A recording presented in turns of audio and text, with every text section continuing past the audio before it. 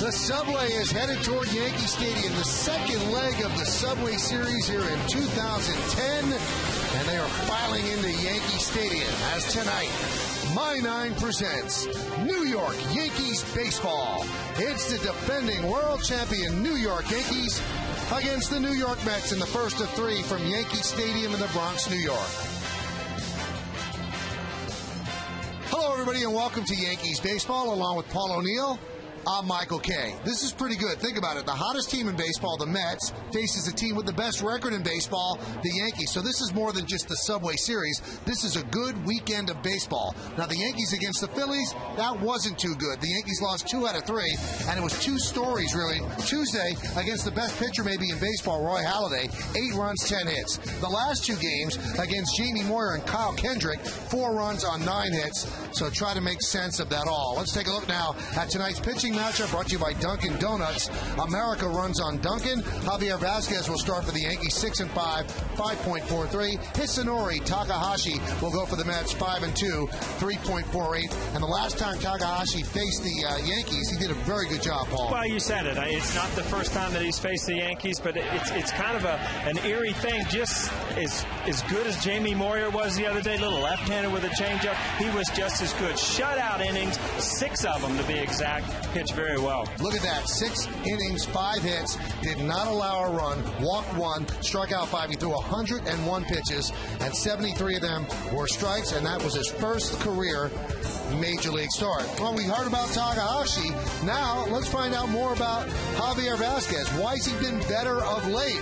Our very own Paul O'Neill is going to try to explain it all when we come back with segment 2 on My Nine.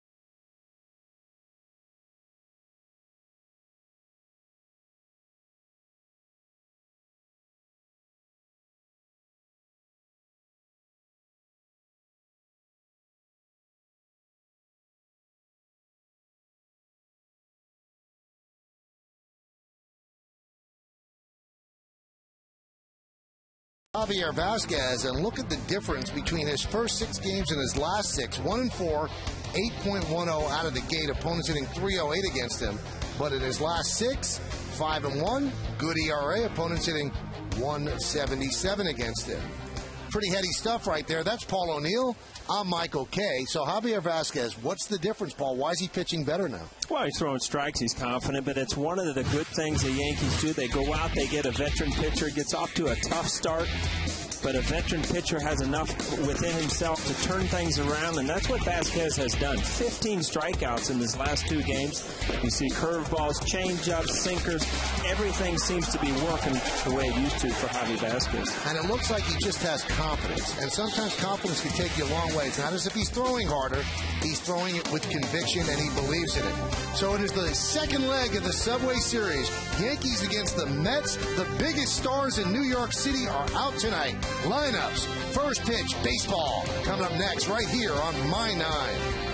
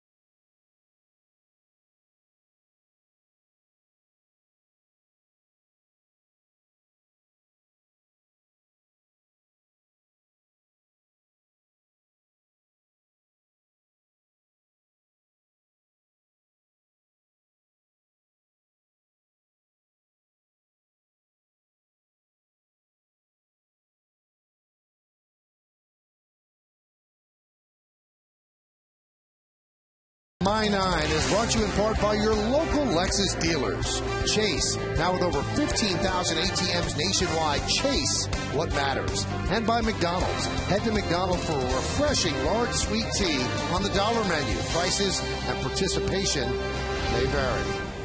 Crowd still filing in here to Yankee Stadium.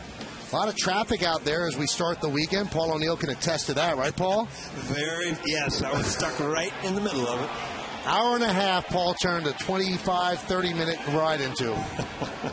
But if you're stuck in traffic, you're not hearing me say this anyway. Anyway, the Yankees have taken the field. Javier Vazquez is on the mound. Let's take a look at the New York Mets starting lineup, brought to you by Panasonic Viera. With 3D this lifelike, can we still call it a TV?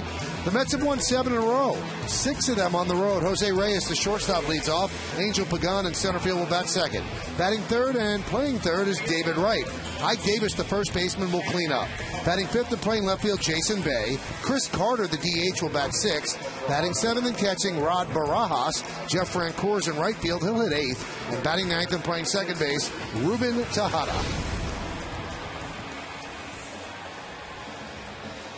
Let's take a look at the numbers on Javier Vazquez. 6-5, 5.43, 57 hits in 63 innings, 58 strikeouts. Opponents hitting .245 against him. Let's take a look at the New York Yankees pitcher scouting report, brought to you by your tri-state area Volkswagen dealers. Visit tristatevw.com. What they expected. Over his last 7 outings, 5-2, 2.3 ERA, he's really turned it around. Hitting his spots, I mean, his reversal on what has happened is not because he gained 5 miles an hour on his fastball. He's just pitching to his spots. He's not worried about his velocity. Not many hits. 25 hits over your last 40 innings. That's keeping the ball in the infield with your good sinker. In the last 2 games, he's had 15 strikeouts. Well, he faced the Mets on May 21st, also the Friday game, the beginning of the Subway Series. 6 innings pitched, 5 hits. He got a win and struck out 6 and didn't walk a batter. He was outstanding, except for when he bunted and he hurt his finger and had to come out of the game. We mentioned traffic. Also, the 4 train, which runs to the stadium, and it's a Subway Series, that's been shut down from 86th Street for an hour and a half. So there might be people now watching that couldn't get on that train. Jose Reyes is ready. Javier Vazquez is ready, and let's do it here in New York City. It's a strike. We're underway. I think those people sitting on the train were as frustrated as I was sitting on the freeway. I think they're more frustrated. Because they got those tickets just burning in their hands. And also they got people sitting on top of them. You didn't. It's always a real comfortable place to be, right? The 0-1. Outside, 1-1. Reyes is starting to round into what Reyes is supposed to be. A .270 hitter right now. He's 17 for his last 38, and he ignites the Met offense. 1-1. And that is slapped into center field, but Gardner's right there, and he'll put it away for the first out of the game. Let's take a look at the Yankees' defense behind Javier Vazquez. We've already seen Brett Gardner flanking him on either side, the rookie Chad Huffman and Nick Swisher in right. In the infield, Alex Rodriguez is back in the field. DH the last couple of games. It'll be A-Rod, Jeter, Cano, and Teixeira third to first. Cervelli behind the plate, and Vazquez is on the mound. There's Alex, so they feel his lateral movement is a little bit better. Here is Angel Pagan, and the pitch. There's a strike. Home plate umpire is Mike Riley. Old veteran umpire Mike Riley had a few talks with him out there in the past. Fouled away, the count 0-2. You see already Vazquez just pounding the strike zone, not overpowering, good movement, hit inside corner, outside corner. Boy, if that game, the middle game of the Philly series, taught us anything, I mean, you don't need a blistering fastball to get people out. You need location. That's what Jamie Moyer did. The 0-2. That one is looped towards shortstop. Derek Jeter will put it away for the second out. It's funny you're talking about, Michael, about how many people in high school and college throw that velocity. Now everybody in the world thinks if they can just throw that velocity, 82, 81, and they got a chance to pitch in big leagues. Tonight's closed captioning is brought to you by your local Lexus dealer.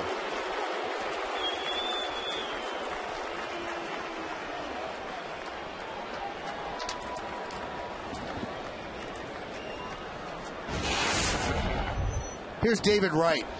RBI in 7 straight games, 53 ribbies. He's the first Met in the history of the Mets to get to the 50 RBI mark first in the National League.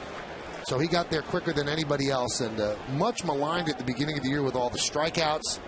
But he has hung in there, and it looks like he's turned his season around. And he's already hit more home runs at this point than he did all of last year.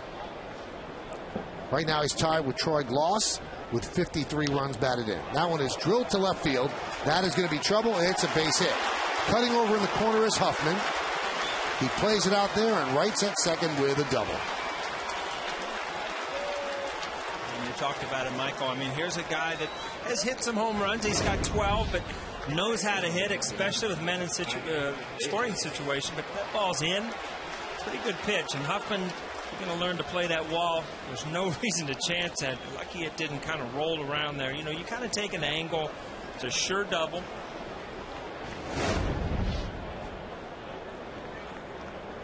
So here is the rookie Ike Davis. Ike's dad, Ron Davis, used to play for the Yankees and actually was the original setup man as a reliever, and he used to set up Goose Gossage. So one guy threw hard, and the other guy threw even harder. Breaking ball is a strike.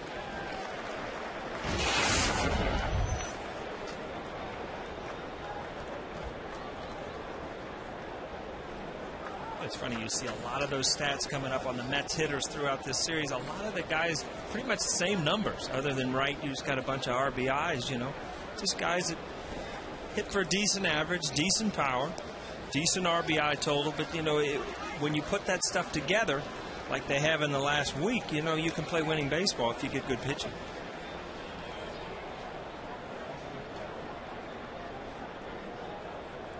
Wright leads off second, 2 men out. We're just underway. Yankees and Mets, second leg of the Subway Series. They play 6 games.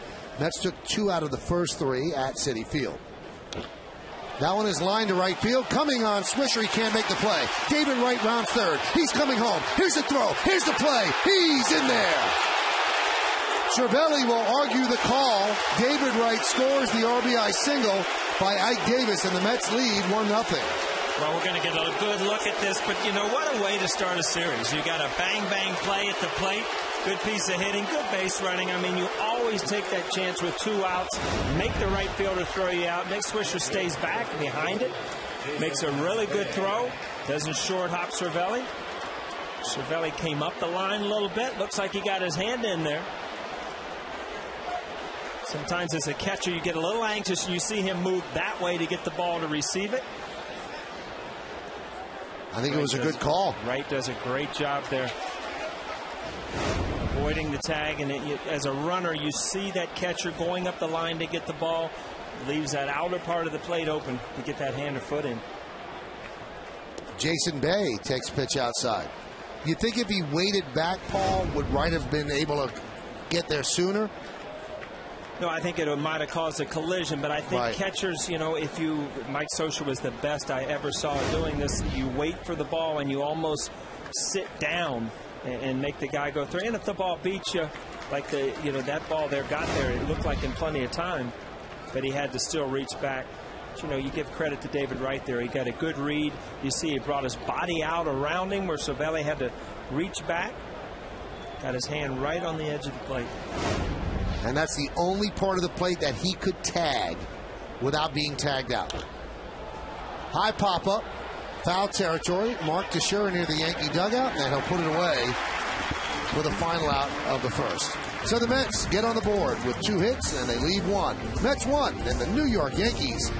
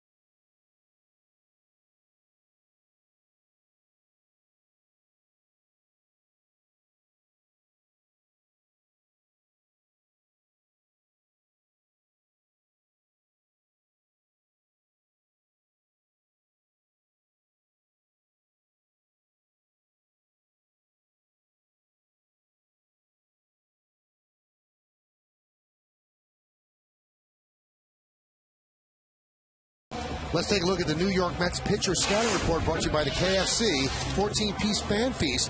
When your kid's game time leaves no time to cook, now at KFC. The clock is ticking. I mean, he'll go back to the bullpen when John Maine, who is rehabbing, gets back, and he's close from what I understand. Omar, good find. Omar Minaya didn't get enough credit. When this guy came in, nothing was much said about it. He's done very good. He's done a very good job for the Mets, and he kept the Yankees off balance. We talked about it in the first leg of the Subway Series.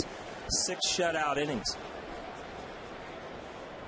And he will now face Derek Jeter. Crowd still filing in to Yankee Stadium. 3 big crowds for the Phillies. I'm sure 3 more here this weekend before the Yankees head out on a West Coast trip. Place looks great from up in the right field upper deck. Jeter is 0 for his last 15. Pitches a low and inside, 1-0. In fact, he's 3 for his last 24 on this homestand, and the average down to 282 with 8 home runs and 39 runs batted in.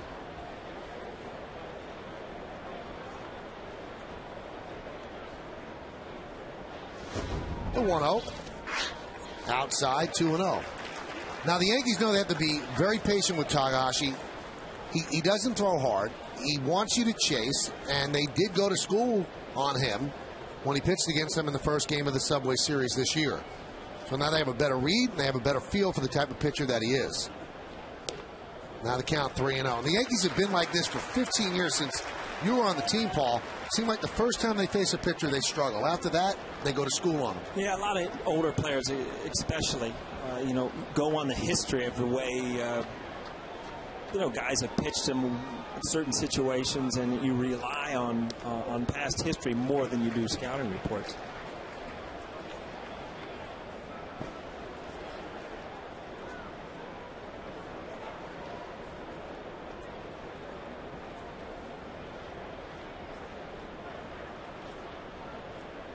And the lefty deals the 3-1. And there's a strike, and the count now full at 3-2. You see in his motion, like a lot of the Korean and the Japanese pitchers, they have that little hesitation in their movement, in their delivery, and can kind of get you to jump as a hitter. His not nearly as much as some of the other guys you've seen that come over here, but he does have that little hesitation right in the middle of his delivery. And the 3-2. Shot toward first. Ike Davis is there, and he beats Jeter to the bag for the first out. Let's take a look at the Mets defense behind Hisanori Takahashi. In the outfield, you've got Bay, Pagan, and Francoeur. That's left to right. Infield, Wright, Reyes, Tejada, and Davis. Wright has won 2 Gold Gloves in 07 and 08. Barajas is behind the plate. Talk about a great pickup by Minaya. And then Takahashi is on the mound.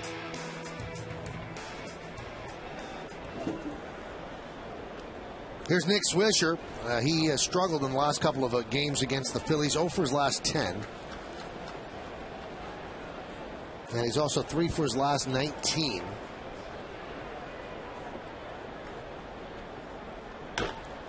High pop-up.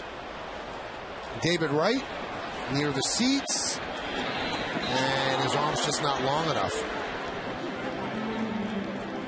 New York Yankees baseball broadcast in Spanish. It's available by hitting the SAP button on your television. SAP is brought to you by Toyota. Toyota wants you to know that we're working harder than ever before for our customers. Toyota, moving forward.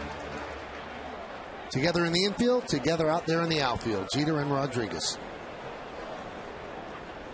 You talked about it on your radio show coming in here, Michael, about the first 3 guys in the past couple of days not producing, not getting on. And Nick Swisher's been so consistent this year. It's really the first time that he's gone through a little, slump, and good time to come out tonight.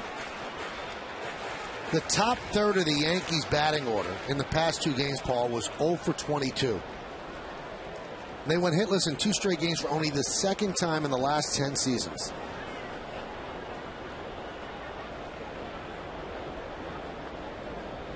And the 0-2. You think, that only a couple games, that's not so bad. But when you think about it, 1, 2, 3, those are your best hitters. Those are the guys that continually, set the table time and time again. You figure one of those guys is going to have a night almost every single night. So not too surprising.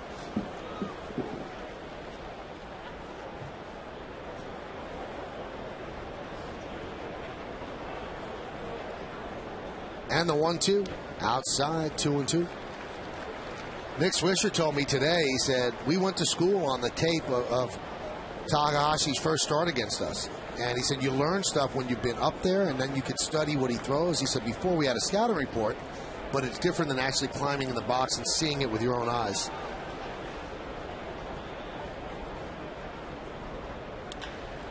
Grounded to Reyes. 2 outs. You see Reyes out there, you know, he's a flamboyant player, a lot of energy. I mean, he's got shoes on. It looks like he's in the All-Star game. Remember when you watched the All-Star game and everybody had the white shoes and kind of the different, that's his everyday look. Can't picture you with those. Just didn't quite work, especially with the Reds. Back in the old days with the Cincinnati Reds, I mean, you couldn't even have stripes on the shoes. It was all black. Here's Mark Teixeira. 2 for his last 15.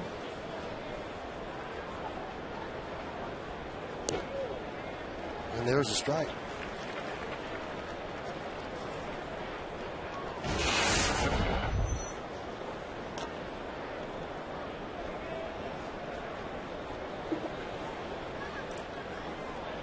The 0-1.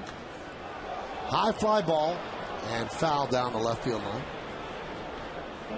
83-mile-an-hour slider. Just, again, here's a guy that's not going to overpower you, but, you know, the guys that are struggling just enough that get a little anxious, and then you see that front hip kind of fly open. Good pitch to hit, but you pull it foul.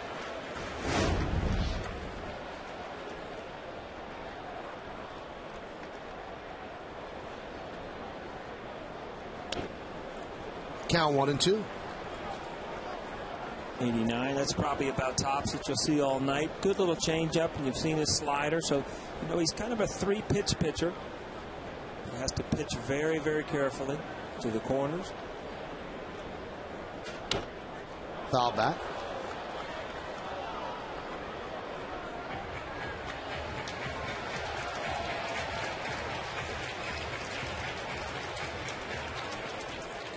Mets score in the top of the first inning. The Yankees are 14-20 when the opponent scores first. So they're going to buck that trend, or try to buck that trend in this game. The count 2-2. Well, the Yankees are going to have Takahashi throw a lot of pitches. You can see that. They're in take mode so far, although Nick Swisher did jump on the first pitch, but fouled it off. And the 2-2. Fouled away. There's back-to-back changeups, and that's his bread and butter pitch. There's no doubt about it. And a lot of times pitchers won't.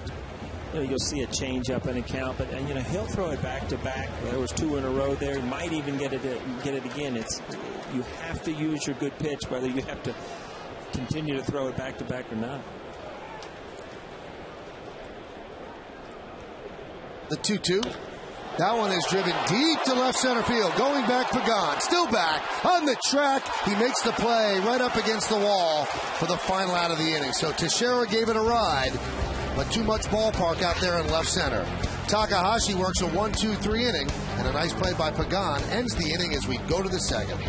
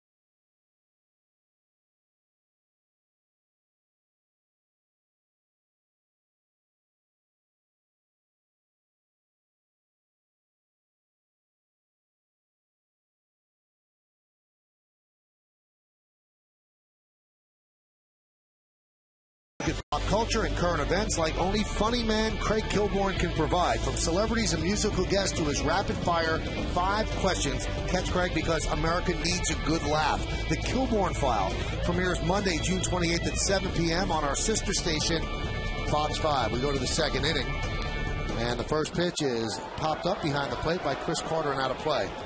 Now, joining us in the booth is Craig Kilborn. You know him from ESPN, where he was brilliant. The Late Late Show on CBS, where he was great. Old School, where he got killed in a fiery crash.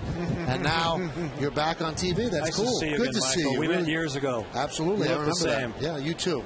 I like the lavender. Thank now, you. Paul, big fan. Thank you very much. Pitch outside. So tell us about the show. It's going to be at dinner time, which is cool. First topical comedic show at 7 o'clock here in New York, which I think is cool. Yeah, it's going to be back working. So you want to talk baseball or not? Whatever you like. Time Warner Cable scoreboard 1-0. Mets lead as Carter grounds it to second. Michael, you feel a little under pressure up here. Most of the guys who get in here, if you say something wrong, they don't know what you're talking about. He will. No, yeah, not worried. Yeah, he's going to know. And he'll bring me to task, too. I was going to compliment Paul. I grew up in Minnesota, and I used to go to the old Met Stadium, the erector set. In 1977, they would introduce in the first inning batting .404, Rod Carew. He finished at .388 that year. But we'd give him a standing ovation. He was batting over 400. But since then, I've always loved left-handed hitters. Yeah? You have a sweet stroke. Thank you. I appreciate that. The stroke's not so good these days, believe me. Here's Rod Barajas. Craig, you've had an incredibly eclectic career, and you were so popular on SportsCenter on ESPN. You went to the entertainment side. Was that a tough decision for you to make? Yeah, I always, when I grew up, my childhood was basketball and then comedy. Monty Python, Johnny Carson, old show called Fernwood Tonight. People don't remember that one. Martin Mull. Very good. Love that. Mary Hartman. Yeah. I've been trying to stump him for years. He knows all this weird stuff. You know? He's a TV junkie. I am.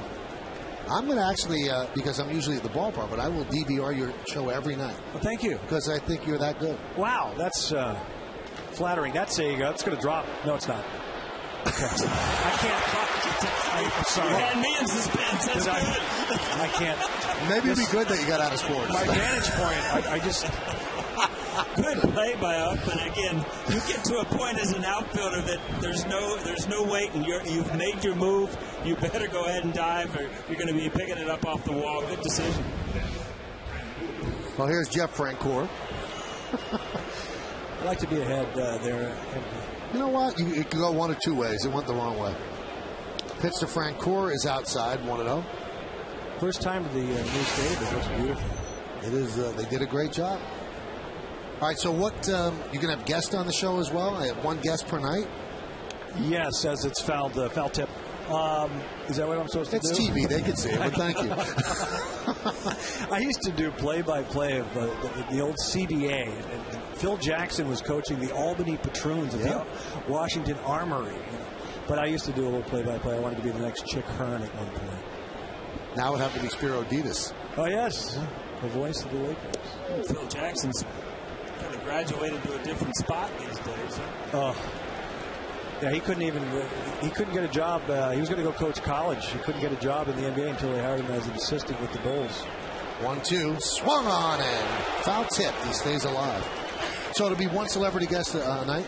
Yeah, it'll be topics in Act 1. I'm going to have a female sidekick because I'm progressive that way. And then we'll do a power panel where I have like a Ben Stein and Tom Arnold over going over the topics of the day, then a guest and 5 questions. Yeah, and some other segments. Will it be done in L.A. or New York? Los Angeles, California. Okay. Now, I'll be out there next week if you need somebody for the first panel. You'd be great. And Jeff Francoeur. You're 1 for 2. Well, I'll tell you, we got 2 outs here. I'm going to put you on the spot, all right? This is what everybody watching this game wants to know. As we watch the replay here, Francoeur, long arms, gets out, drives that ball over Robbie's head. Good piece of hitting.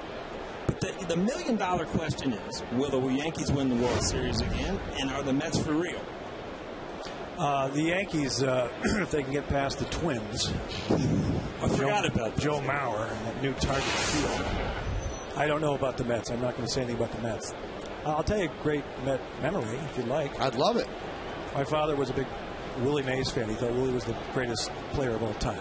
Some people agree with him, some people don't. And at the end of his career, he's playing for the Mets.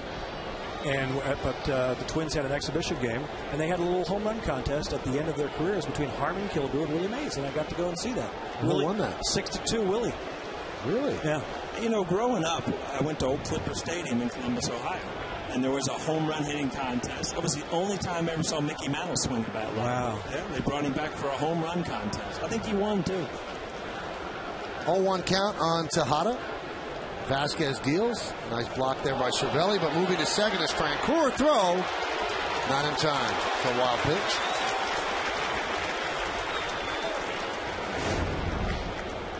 Again, ball in the dirt. Cervelli moves over, gets a bad little ricochet hop. Comes up throwing, though. These are the type of plays the Mets, confident team, winning a lot of games lately. Take the chances on the bases. Give you another trivia. This is a Yankees trivia. When I lived in New Jersey. This is an obscure name, but I lived in New Jersey when I was like 5. My dad's from Teaneck. Got a Tom Tresh bat. Does anyone remember that? Yes. Okay. Tom Tresh. Is that before your time? No, I know the name. You should still be playing. What are you, 38 years old? How old are you? After this week with Michael, I'm in my 50s. I went to dog age this week. So what's the trivia question? Whether we know Tom Tresh? Yeah. That was too easy, Craig. That was it. That was it. Who played all the positions, all 9 positions, played for the Twins? That's too easy, right? You remember that one. All 9. I do know, but yeah, because I liked him when I moved to Minnesota. I used to go up there and watch him. Ward number 12 played center field for the Cesar Tovar? Cesar Tovar. I had his baseball. I remember Cesar. He choked up on the bat. Yeah. Is that baseball card on the couch with the batting title bat? Probably. Yeah. He doesn't display his stuff, Craig. He just doesn't. I did display it. My wife went on to it. She turned the page. The day after retirement, she turned the page. The 2-1. There's a strike in the count. 2-2. You have your first guest plan for June 28th? Do we know? No, we have a couple offers out. We'll get somebody. You know who we're probably going to have at some point this summer because he has a new movie coming out. To me, the funniest guy out there forever. He's been good to me over the years. Bill Murray. Oh, that'd be a great guest. So he's got an independent film coming out with Robert Duvall. I read about it and he said, I really hate to work, but when I read the script, I felt like I had to do it. Yeah. Tejada swings and misses. The Kilborn File premieres Monday, June 28th. I'm so happy that you came by, and I wish you the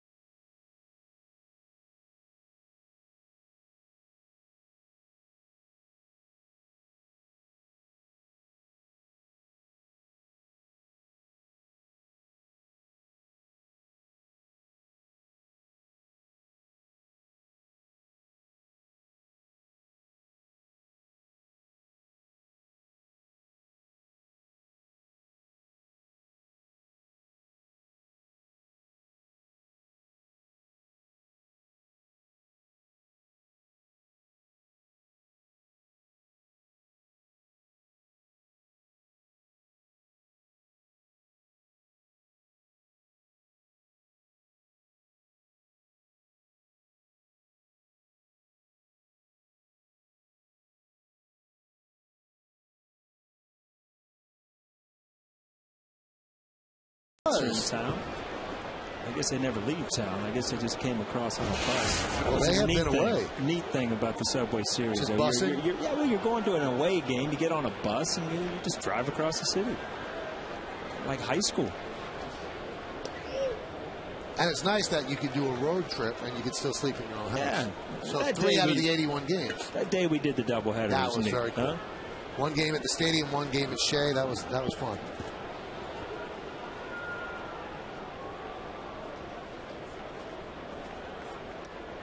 Count 1-1.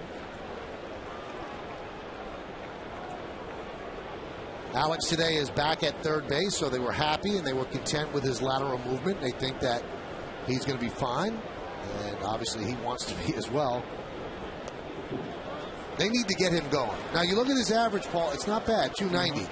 But he's got to have more than 8 home runs because he's the number 4 hitter in the lineup. He provides protection for Teixeira.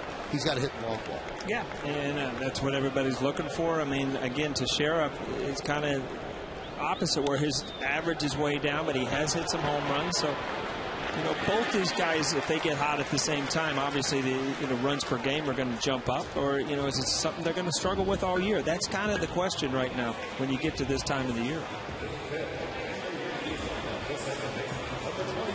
I'm sure Alex is glad to get back in the lineup, kind of like Jorge last week. You know, he DH'd a couple days, but no secret as an everyday player, you want to be out in the field. You get in the better rhythm of the game. Usually end up having better at bats, and you know, before you know it, you're back to your usual self.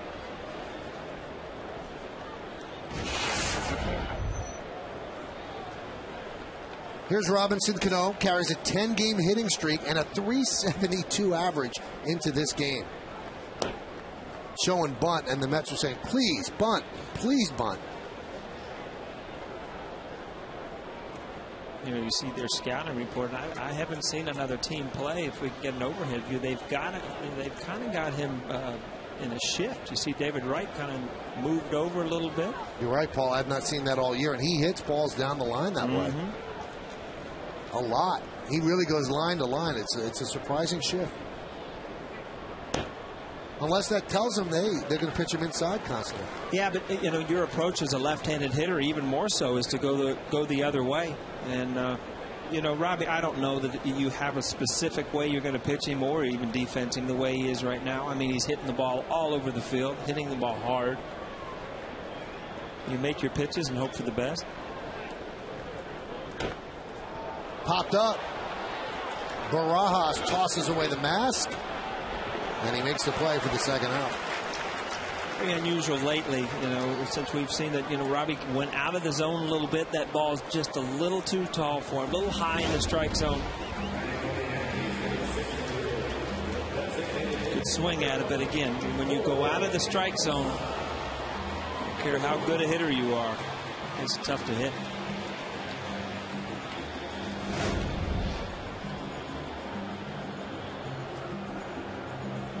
So that's going to bring up Posada, who is the DH tonight. And the one concern the Yankees have about Posada coming back from that broken bone in his right foot, he's not able to catch 2 games in a row. He keeps tiring toward the end of the game when he's catching that game. And, you know, next week there is no DH. They're going to be playing interleague games in Arizona and LA against the Dodgers, and he might not be able to catch a lot of those games.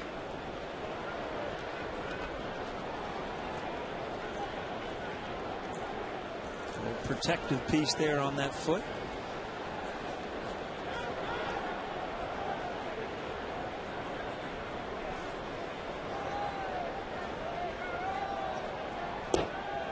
There's that off-speed pitch. Posada way out in front.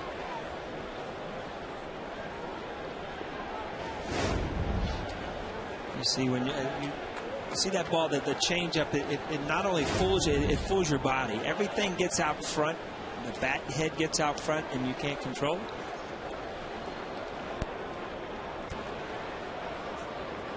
Jorge had a grand slam as a DH, but in 75 games as a designated hitter, 215, 8 home runs, and 29 ribbies. So he is not in love with that job. That one is looped into right field. First base runner, first base hit for the Yanks. Maybe starting to like the DH spot a little. Well, he got fooled on the changeup before. This is a fastball. I mean, as a hitter, you say, I'm going to wait on that changeup. And right there, you wait so long, you get jammed on the fastball. Good approach. a lefty that's thrown a lot of off-speed pitches.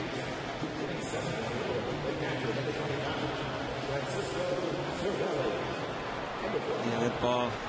Usually when you want to hit that ball out, that broken bat there. But again, we've talked about it. When they die a hero, when you get a hit and break a bat, you're more than willing to tape up another one.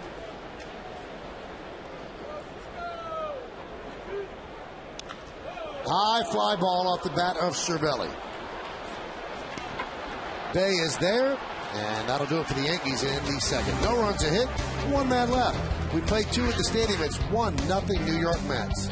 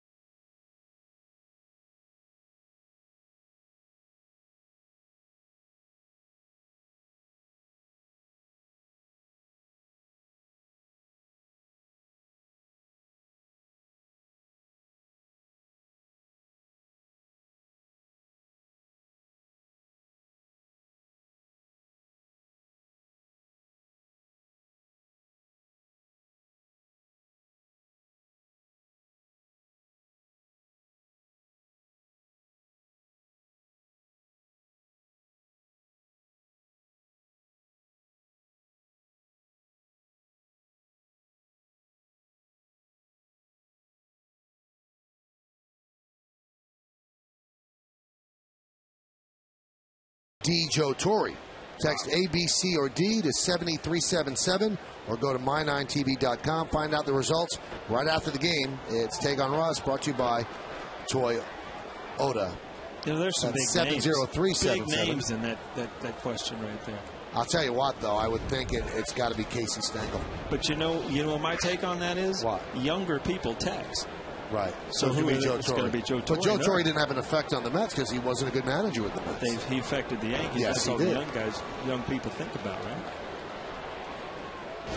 That's true, but they should open the history books and see what Casey Stengel meant to both organizations. I like Yogi, too. Yogi was good. Took both of those teams to the World Series as a manager. Jose Reyes slaps one to left center. Huffman is there for the first out.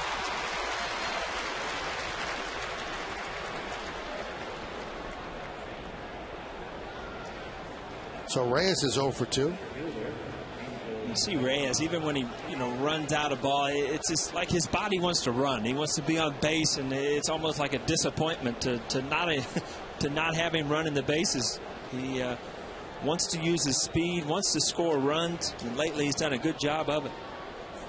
Here's Angel Pagan. Speaking of doing a good job, he's been great for the Mets. Filling in for the injured Carlos Beltran. A lot of people are already talking, well, when Beltran gets back, and we have no idea when that's going to be, well, what do? Do they move Pagan to right, put Beltran in center? Okay, then what happens to Francoeur? So somebody's going to be unhappy when Beltran comes back. The team will be happy if Beltran's close to what he was. But two people that have done good jobs, Pagan and Francoeur, one of them is going to sit. It's not going to be Bay. They just signed him to a big contract, so Bay's going to play mostly every day. Fly ball, center field. Gardner got a very bad jump on it and made a shoestring catch. The hardest play as an outfielder is that ball hit directly at you because you take the swing. You see a big swing here, but the ball just doesn't carry. And all of a sudden you freeze as an outfielder. But Gardner has good enough wheels to get in there and make the play. Now, if you look at the bottom part of your screen on the first replay, you can actually see Vasquez directing traffic, and he's waving his arms to come in. Well, the pitcher right gets there. a much better read that he hit it off the end of the bat. But when you're in the outfield, a lot of times you read the sound, and you also read the swing. And, sometimes you get fooled, especially a center fielder who's dead on with that read.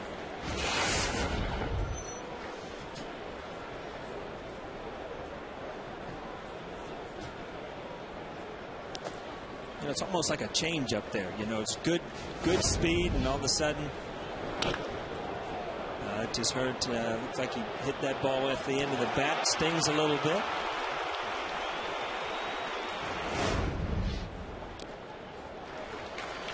One and two.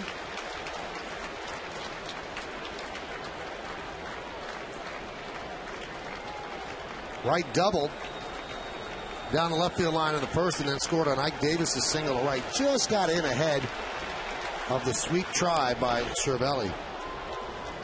Tonight's league leaders brought to you by New York Lottery, Powerball. With Powerball and Mega Millions, now you have 4 days a week to win. Play big, play both. David Wright and Troy Gloss of the Braves are tied with 53 ribbies. Breaking ball, strike three. Vasquez looks sharp tonight as he retires the Mets in order 1-2-3. It's Vasquez's second strikeout of the night. We go to the bottom of the third, 1-0 Mets.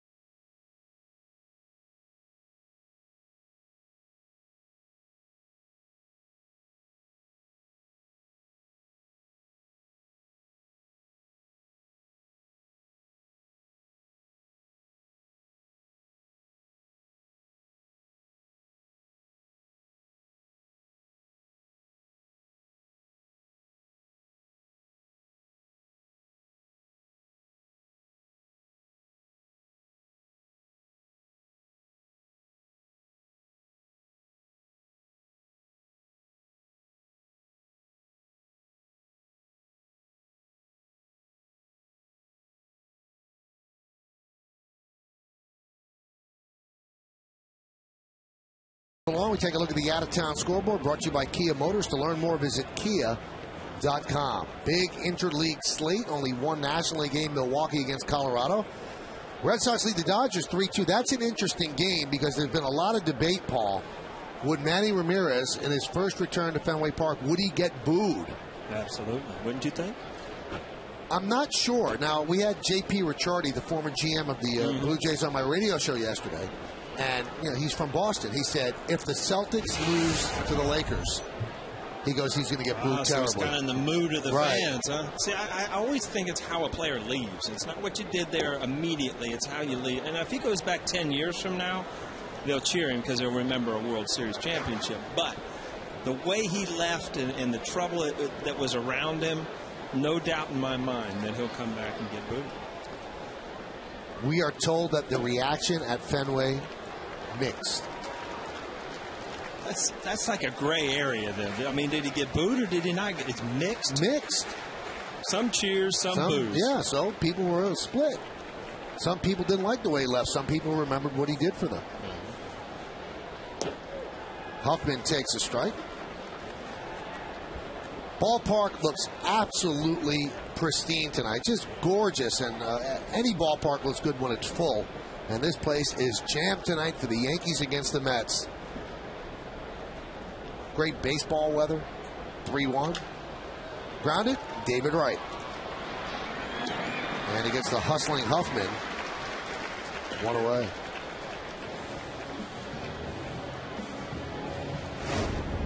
See David Wright. I mean, he's a Gold Glover. He good arm, knows who's running. Take your time, make a good throw. One part of his game is really, really consistent, is catching the baseball. Here's Brett Gardner. Gardner hitting .313. Really having a very good year. And this was his year to take hold of a job. And so far he's done that. And he's done it well. And it shows you Joe Girardi starts the lefty swinging Gardner and gives Granderson the night off. Nothing wrong with Curtis Granderson. Just gives him the night off against Takahashi.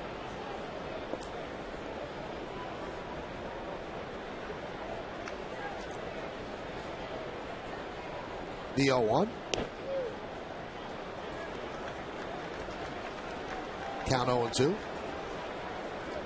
You know, you talk about having a good year, and in my mind, this is the key right here. He has to stay over there. He has to use his speed.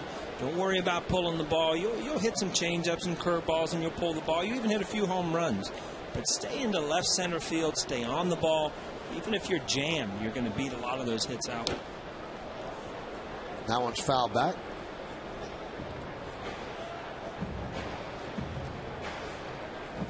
Kevin Long, I'm sure, preaches that in batting practice. Stay on the left side of the field, left center.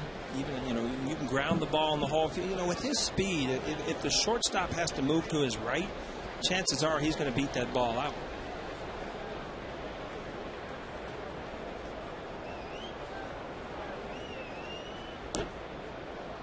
Nick Swisher today called Kevin Long, the hitting coach, the mastermind, the genius. He said he can do anything. He dropped the genius. Yeah, he dropped the genius. Yeah. When I tell Kevin tomorrow, he'll be pleased. That's not a lazy term. Right no, there. No, genius is big. I don't know if you can get bigger than genius. 1-2. And Gardner goes down on strikes. Michael, we talked about a little bit Takahashi in there. I mean, he'll use that changeup to righties and lefties. And you know, old school pitching, a lot of times you wouldn't use that changeup because you'll see where it ends up. Down and into lefties, but that falls out of the zone. But very effective the way he throws it to lefties and righties. The Great Hall here at the stadium. People milling about, making their way, maybe to a concession stand, just coming into the ballpark. Still filing in here in the third inning. Put together a pretty good team in there, couldn't you? I think you could. You're in there. You're in the hall. I was just going to say, I know who'd be sitting the bench. But you'd be a darn good pinch hitter.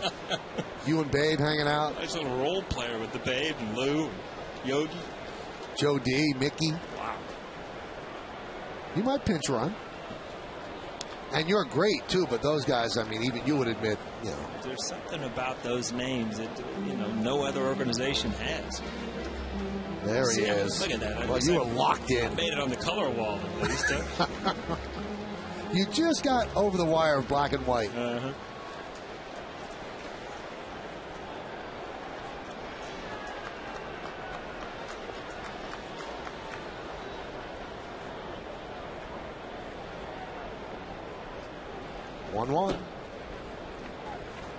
Jeter very rarely goes into slumps. Now, in his career, he's had an 0 for 32, but he's 0 for 16. Now, what are you seeing, Paul? Why is he struggling? Well, he hit a couple balls, you know, last night. They got caught, and all of a sudden, you know, the number starts creeping. Then it gets in your head, and then you're trying to get a hit instead of trying just to have a good at bat. But, you know, Jeet makes too much contact to not, you know, to have long extended slumps. But right now, you know, that pitch right there looked a little long. Looked like he's trying to do a little bit too much with it. And that's what happens when you start struggling is you want to do something great. You just don't want to, you know, get your usual hits.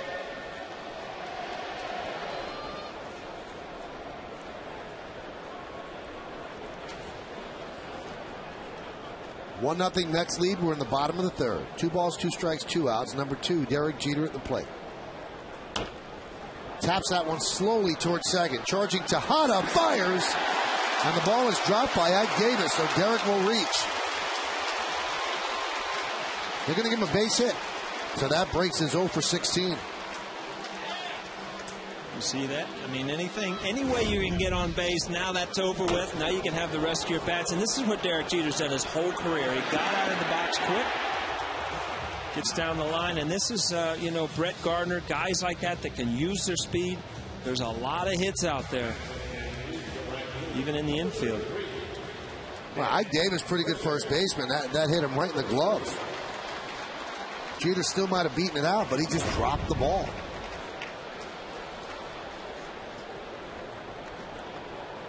That is Jeter's 17th infield hit of the year.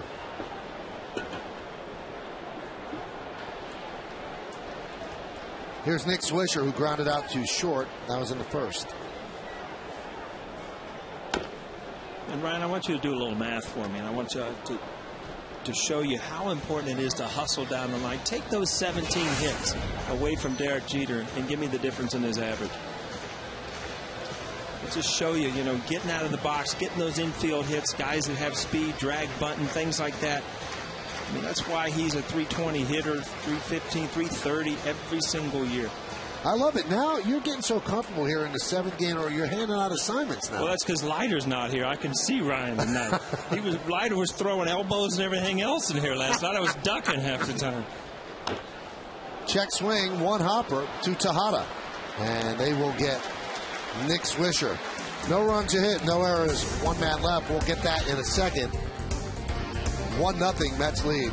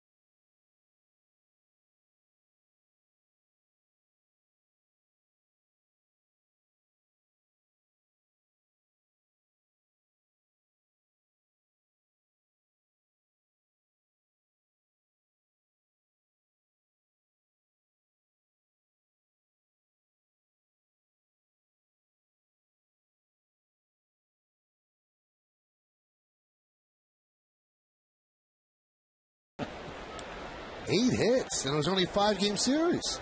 Well, maybe I overestimated. We'll have to wait and see. 1-0 Yankees lead as we go to the fourth. Ike Davis has driven in the only run, takes a pitch. All right, now you've got the math. You've done the math. I've done the math. We've got Derek Jeter right now with that hit is hitting 283. And that was the 17th infield. 17th infield. You take those 17 hits away from Derek Jeter, infield hits, he's hitting 224. So big difference getting out of the box, using your legs to beat out infield hits. Hey, if you give him just 8, I mean, it's going to drop a lot too. I mean, it shows you, I don't understand why people don't fly down the line, because I think that sometimes fielders rush too, because they know he's running hard all the time. Davis chases upstairs. Vasquez seems as if he's throwing harder tonight than he has all year. Yeah, I've seen a 92. This is a 90, but look, it's got movement. It's up in the zone. Again, I mean, he's using everything. He's using all quadrants of the strike zone, as they call it, down and away, low and away, up and away. Everything with all of his pitches, and it makes that fastball look a lot harder. And then you go with a changeup down and away. So, you know, the hitter's eye right now is all over the place, the whole strike zone, not just one place. Well, Javi has been averaging with his fastball this year 88.8 miles per hour. Tonight he's been at 90, 91, 92 a lot. So throwing a lot harder tonight. And the count 3-2. You know, if you're Javi Vasquez, you know, you stay away from walks. You stay away from, you know, the big inning. You know, you're going to give up some runs. I mean, you gave up a run in the first inning on a close play at the plate. But if you stay away from the big innings and you stay away from the walks, this offense is good enough. It hasn't been lately, but good enough to score you runs and get wins.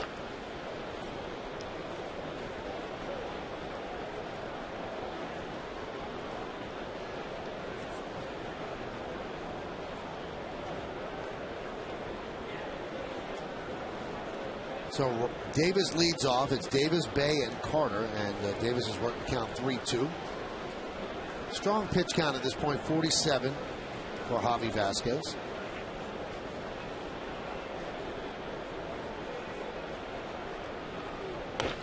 Hit sharply to second. Almost ate up Cano, but he stayed with it smooth. And he throws out Davis. When you talk about his hitting and we talk about his defense, how good it is. I mean, this is an in-between hop. Sometimes you charge the ball. Sometimes you have to stay back to give yourself a chance. Robbie had to hit the deck and stay back there.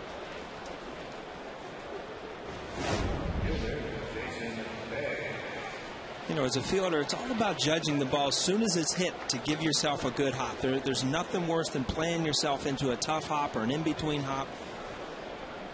Robbie really good at that, knowing when to come in, when to hold your ground to get an easier play. Especially at second base where you have a shorter throw. You know, your basic idea is to knock it down and you'll be able to get him.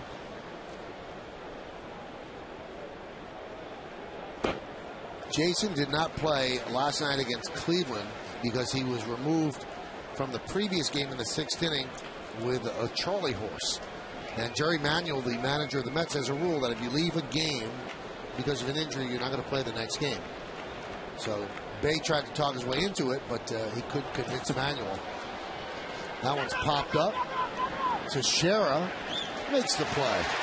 That was interesting the way he did that, Paul. He circled around it rather than run right toward the dugout. You circle around it, and then you can come straight up the line or at the pole where you know, it's like an outfielder finding the wall. You see Mark right there. Take a look over there. Now he knows exactly where it is. He can run straight up the line. You know he's not going to have any problems. These are the type of balls that, when you're having a great year, they get into the camera well, foul ball, and you get another at bat. If you're having a tough year like Bay is right now offensively, they seem to all stay in. It's weird. You almost start expecting things like that. As soon as you hit it, you know it's not going foul. You start expecting bad things to happen. Chris Carter, Mets got him last year in the Billy Wagner trade with the Red Sox. Doesn't really play much, was called up, but really a pinch hitter. But now with the Mets playing 9 straight games in American League cities, he's pretty much been their DH. He's hit 3 home runs so far on this trip. Smart guy. Graduated in 3 years in Stanford.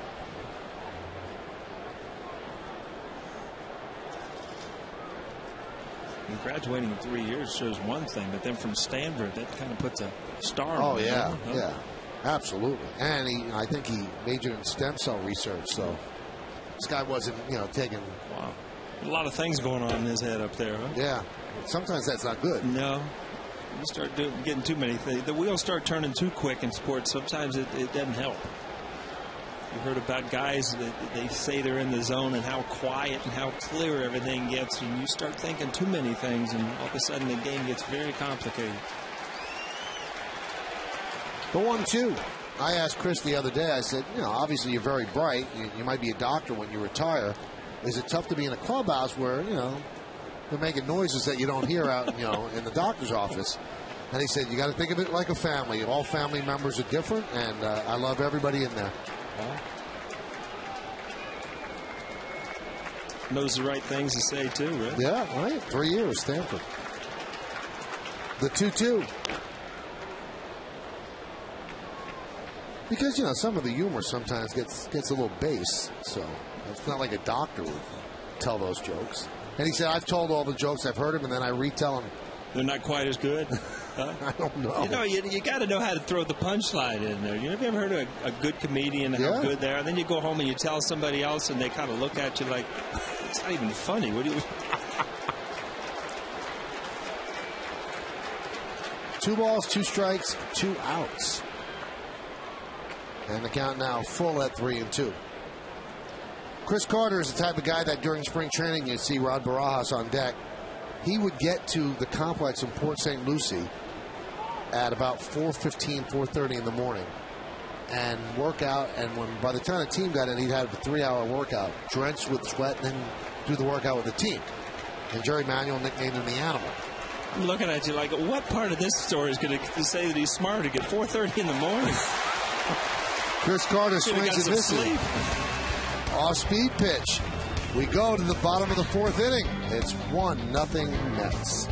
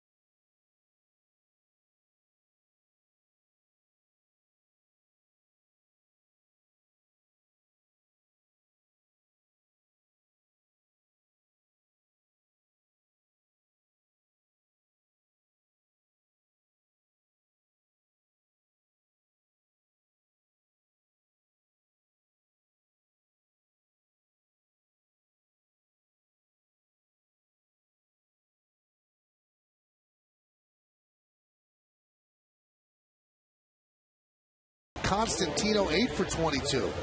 Right there, the heart of the lineup. That's why you guys won. That's a lot of hits right there. A lot of hits. Let's add it up. That's 26 hits. You did that quick? I was still on 9+. Here's Mark Teixeira. He gave it a ride in the 1st inning, but it was run down in left center field by Angel Pagan. So the Yankees have managed 2 hits off Takahashi through 3. High pop-up. Coming on is Bay. 1 pitch, 1 out.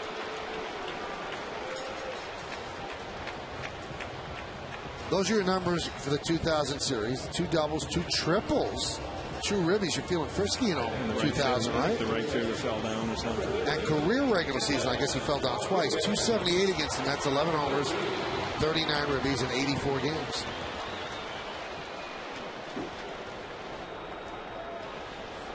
There's your son again in the stands. The old retro jersey. Starts wearing off the back.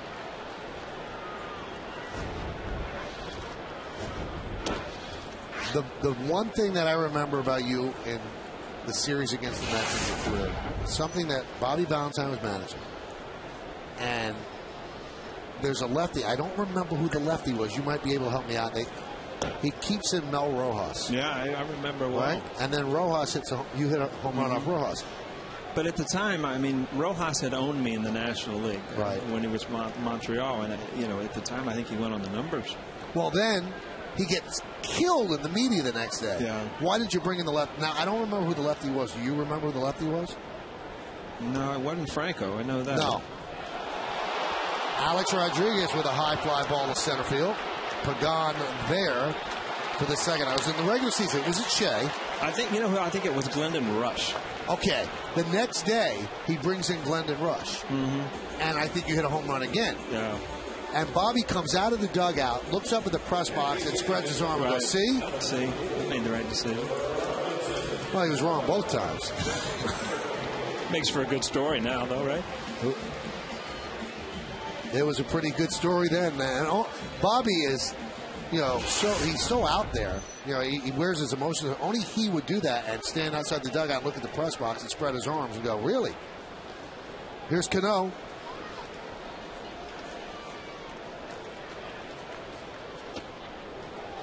Now we showed all of the, all the numbers you had. The base hits, 9 hits. I think the biggest at bat you had in that series was against Armando Benitez, and that turned out with a walk. So that was a 10-pitch at bat, and I think that turned the series around. I really do, because you guys ended up coming back to win that game. It's funny how a series can come down to something that happens in game one. Right. Everybody remembers. We end up winning the series on paper pretty easily, but how something that happens at the end of game one can really affect how the whole series goes about. I've talked to Bobby about it since, and he said that was a turning point. And also when the kid didn't score on the ball off the wall. Yeah. Timo Perez. That one's popped up right in front of the Yankee dugout. And Ike Davis makes the play, so Cano is retired, and the Yankees go down in order. 1, 2, 3. Let's take this to the 5th. It's 1-0 Mets.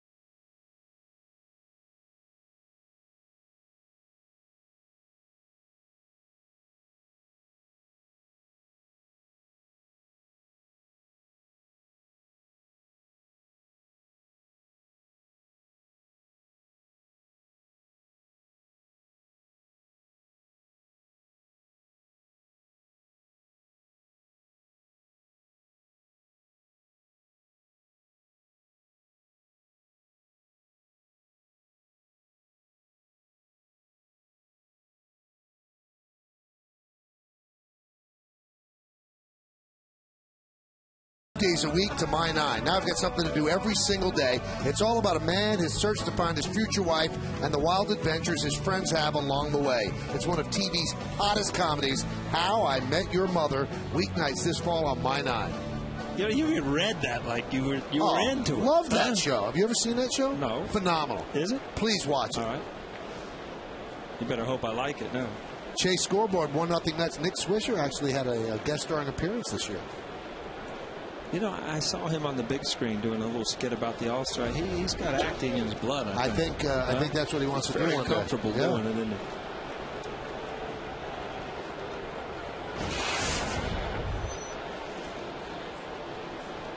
Barajas has been a surprise for the Mets, but one problem, 278 on base percentage, 255 batting average. And, I asked him about the power surge. He's got these home runs, 11 in a ballpark where it's tough to hit home runs. And he said, you know what, I was so hurt that nobody signed me during the offseason. He goes, and I just have something to prove. He goes, I had to wait right till the end before the Mets signed me. That's popped up.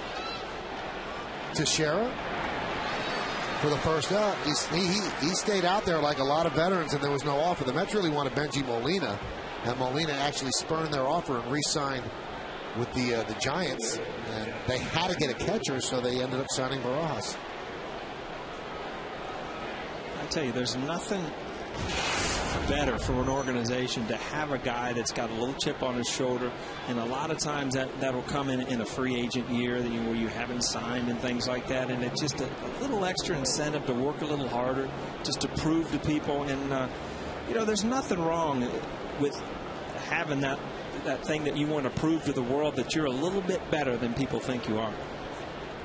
All one to Francoeur inside. Now, Jeff Francoeur, I spoke to him a couple weeks ago, and he says that you and he have something in common.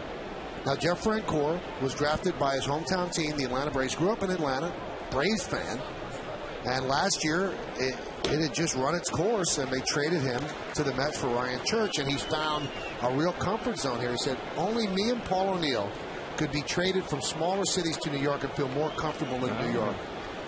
That's what happened with you in Cincinnati, right? Yeah, playing at home is tough. A lot of people don't realize it seems like a dream come true, but there's so many other things going on other than the game sometimes.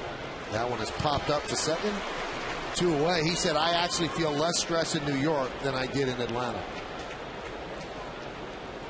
We're talking up here, and Javi, he's doing what he's done the past 6 or 7 starts. He's getting outs. You look at the scoreboard, it's 1-0, and I'm almost ready to throw that tag on there, Michael, that, was the pitching that good with Philadelphia, or are the Yankees not swinging the bats? And so far tonight, they haven't swung the bats well. So you're almost kind of wondering if they're going through a little funk as a team. And the tough part is, Paul, is that they've been getting such great pitching. Vasquez is unbelievable tonight. Andy yesterday was very, very good. 2 earned runs in 7 innings. A.J. Burnett did not have a good start, but the bullpen was phenomenal that night. CeCe the night before outdueled Roy Halladay. And during this hot stretch, the Yankees have been getting great starting pitching. But now you don't want to see the bats go south and waste this kind of starting pitching. 0-2. You go through some times where you struggle a little bit offensively. You only score 3 or 4 runs or something like that. You can tally up a lot of wins that way with this type of pitching. But all of a sudden, you're getting shut out, or you're only scoring 1 run. You do waste some good pitching performances, and that's a shame. Check this out, Paul. The Yankees have just 9 hits in their last 19 innings against Moyer, Kendrick, and Takahashi. That's not exactly Palmer, McNally, and Cuellar. No. We did so many graphics on Moyer, on how he didn't miss and this and that. And then Kendrick kind of had decent stuff, but then all of a sudden, again, you cannot continually give the pitchers a credit. There's too many good hitters in this lineup. This lineup's been set up to score runs. There's too many hitters to not score runs.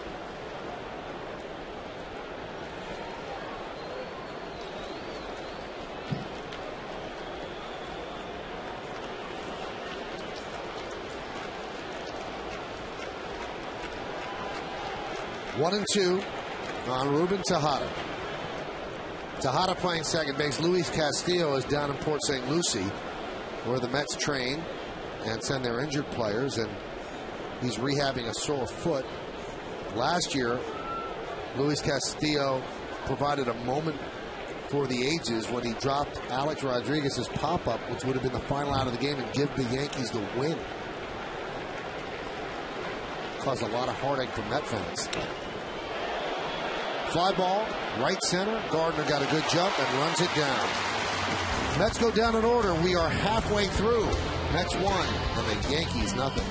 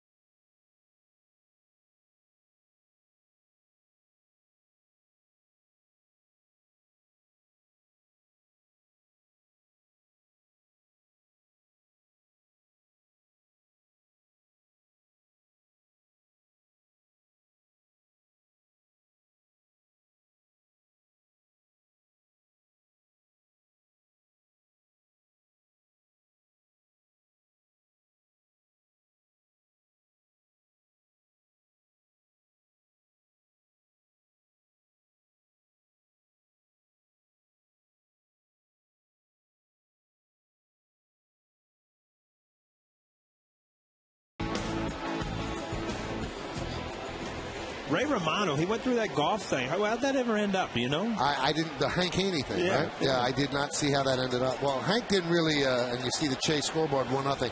He didn't really fix Charles Barkley, did he? He still had a few issues when the show was over. I got to agree with you. Posada picked up the first base hit for the Yankees, one of 2 hits the Yankees have. The Mets only have 3. They scored a run in the first inning. That's where we are. And the pitch outside, 1-0. It'll be Posada, Cervelli, and Chad Huffman.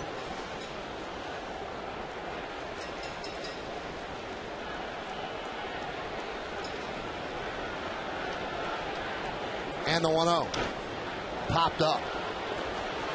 And that'll make the seats out of play. Well, we got matchups in this series. I mean, really, this is the worst matchup of all on paper. And look at the 2 pitchers doing such a great job. Tomorrow, it's going to be Phil Hughes against Mike Pelfrey. And on Sunday afternoon, CC Sabathia against Johan Santana. That's big league stuff. I mean, look at this. You got a combined 18-2. I mean, that's 2 young guys going at it that have great stuff. The 1-1. 2-1. There's Phil Hughes. Inching closer to getting a call for an all-star berth. He and Andy Pettitte would seem like they'd be locks, especially since their manager's going to make the decision, but their numbers speak for themselves. Count 3-1. In fact, the entire Yankee starting staff, even though A.J. Burnett is struggling of late, still has 6 wins. Sabathia has 7. Andy has 8, and Phil Hughes has 9. That's a lot of production out of the staff. I think if the manager takes pitch and he knows the consistency of Andy Pettitte, his ERAs, the games that he could have won, including the other night, as well as his pitch. You see Mike Riley.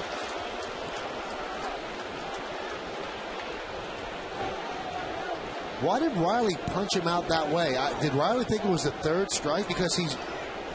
And I don't think that Posada liked that. So he thought it was a 3rd strike because he makes very slow movements to punch, just to call a strike. I think he was telling him it was low. And Mike Riley will give you a little, but he shows right in his face. It's 3-2. Andy Pettitte says, look at the scoreboard. That's not strike 3. And there's ball 4. We're in a little bit of trouble, Paul, if the home plate umpire forgets to count. I mean, he's got a clicker in his hand. I'm trusting him,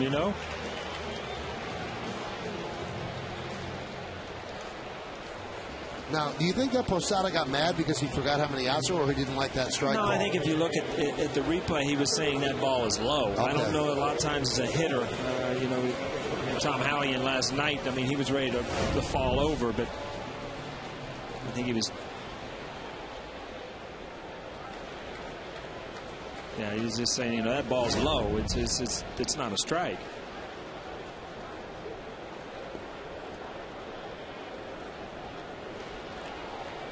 Jorge yesterday got honored with an award that you once were honored with, and Andy Pettitte last year, Father of the Year.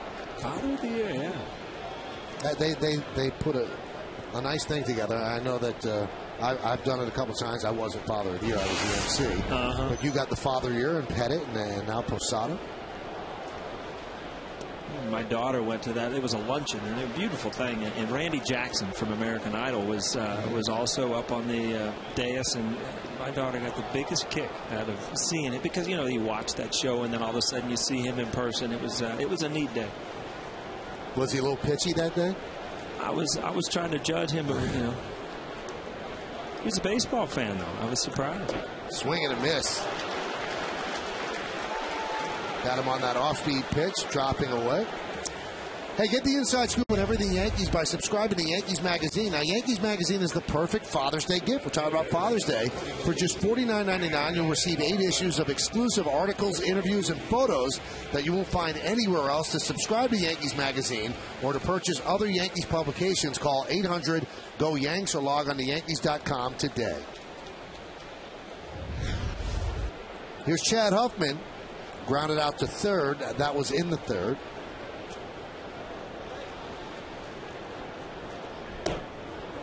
Well, that off speed's really keeping the Yankees off balance. Change up, and obviously any young hitter that ever comes to the major league, that's the first thing that they're going to prove is, can you hit the off-speed pitch? Because, you know, seldom does anybody ever get to the major leagues that cannot handle a fastball. But all of a sudden you'll start seeing breaking balls and change-ups and hitters counts, and big difference for AAA.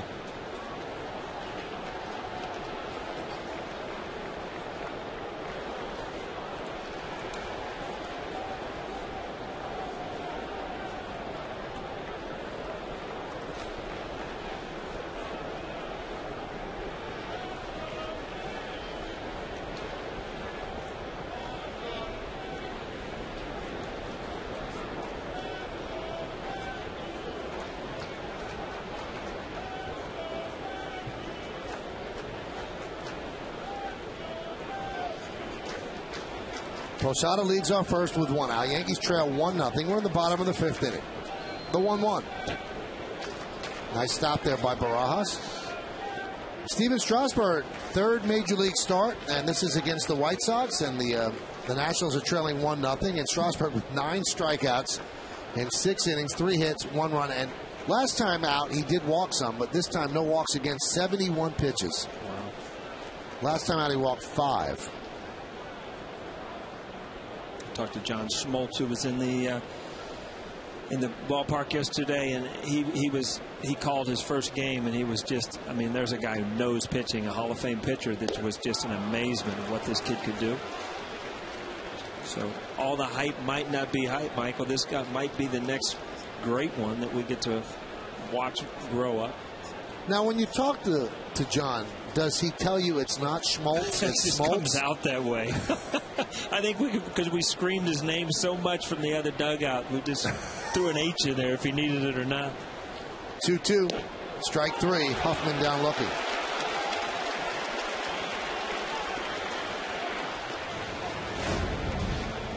Again, you've seen so many breaking pitches, and all of a sudden you just sneak that little 89-mile-an-hour fastball in the inside corner. You see, you just kind of hesitate and hope that the umpire misses it too. And Takahashi's done a good job at mixing everything up. And again, you're starting to see these innings just progress inning by inning, where you just see guys not having good swings, and that to me tells you that, you know, offensively these guys aren't rolling right now.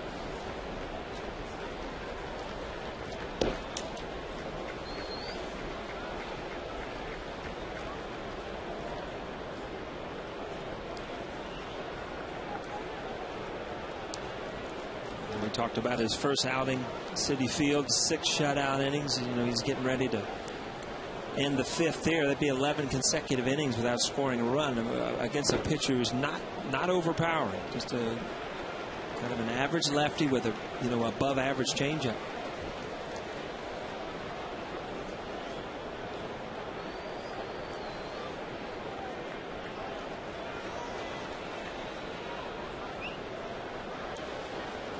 Gardner's worked the count at the 2-0. Gardner struck out in the 3rd. 3 strikeouts for Takahashi.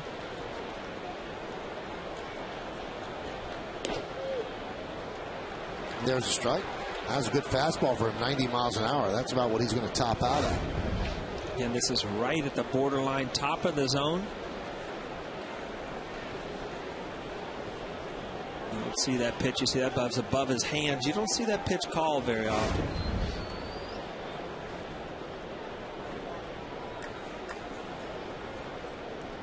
Now, I didn't know you with the Reds, but this is a serious question. Gardner's not been around a long time. He can't turn around and really argue that. Derek Jeter can. When did you? I mean, were you arguing right away? I mean, I think you do. That's just your nature. But I mean, to your point, right, the older you get, the longer you're in the lead, the longer leash you get with umpires. There's no doubt about it, because you do learn their names. You do have a relationship with that on the field as far as talking, and it definitely goes that way. Nice play by Takahashi as he retires Gardner for the final out of the 5th. No runs, no hits, no errors, 1 man left. We go to the 6th inning. It's 1-0 Mets.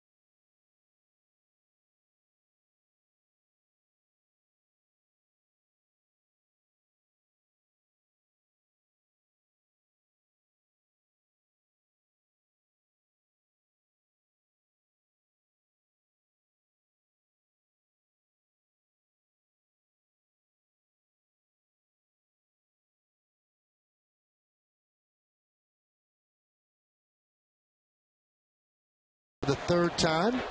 He's 0 for 2. And Vasquez deals a strike. Hey, did you get that bat last night that was in here? Yeah, that was cool. Really, it was like inscribed with Ronald Reagan's thing. Mm-hmm. Really neat. One of the newer bat companies, and it just, you know.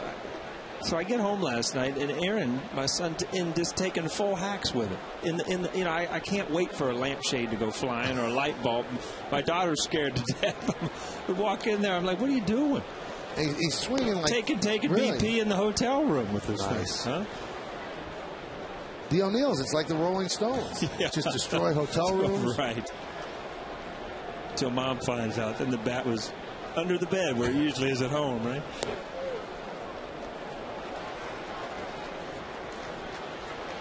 It is very odd the way Mike Riley calls strikes. You can't see it from back here. That's why we're hesitating. He kind of pushes his fist forward, and we're right behind him. So usually he's supposed to go out with the right hand, but he doesn't. The 1-2. Well, check swing. Did he go? No, he did not.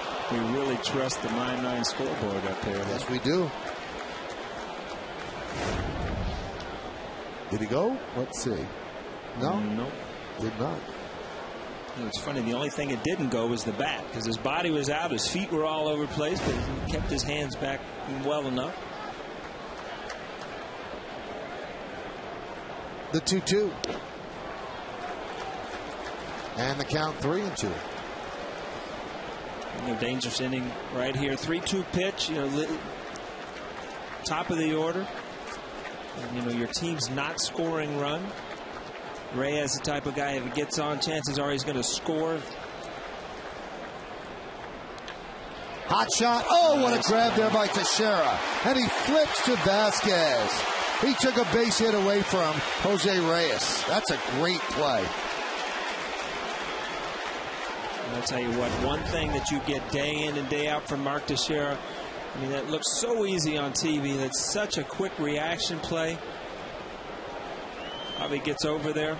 And this just looks like another play, but boy, to start the inning off, to keep the leadoff hitter with that type of speed off of first base, big play.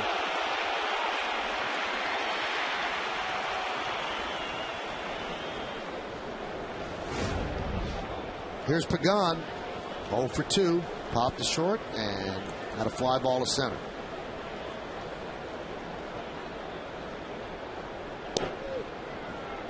There's that forward punch for a strike. You're not a big fan of forward punch. Really not. Really not.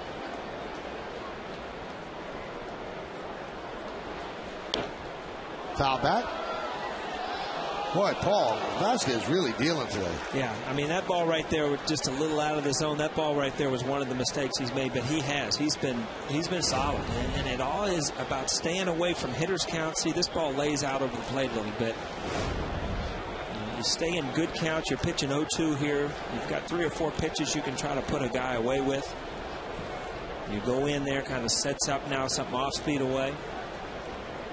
If Vasquez is not proof positive that you can't make snap judgments in baseball. Baseball is the longest season, and you're going to weed out the pretenders, and the great ones are pretty much going to live up to their numbers. And Vasquez had such a super season last year with the Braves. Yankees made the trade, and he started up poorly, and people were ready to come down on him.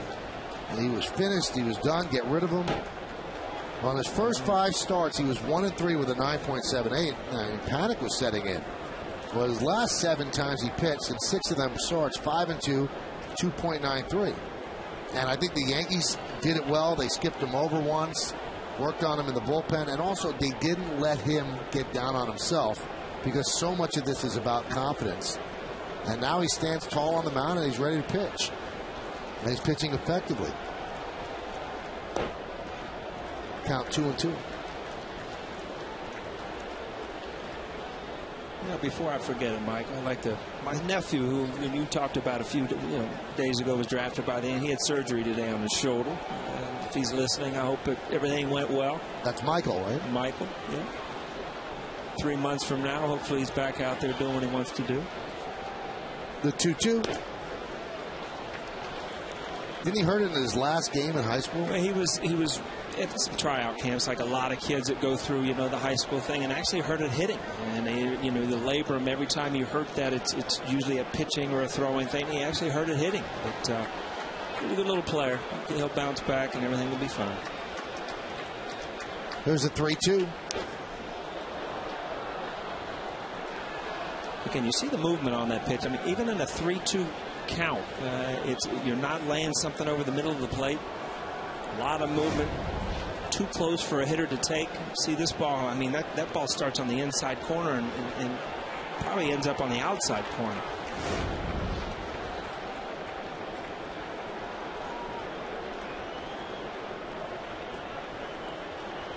(3-2).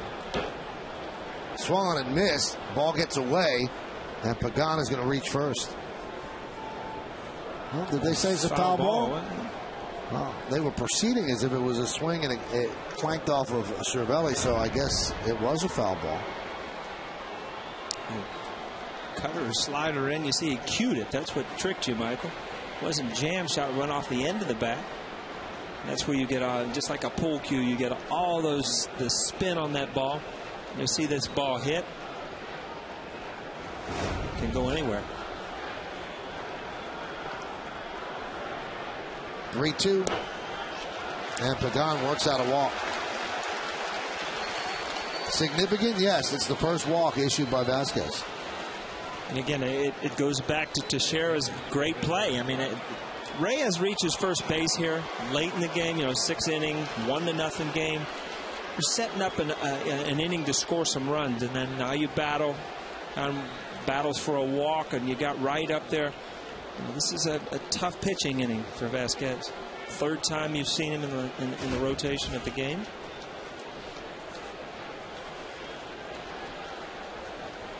David Wright doubled and scored in the first. Struck out looking at a breaking ball in the third. Soft toss the first.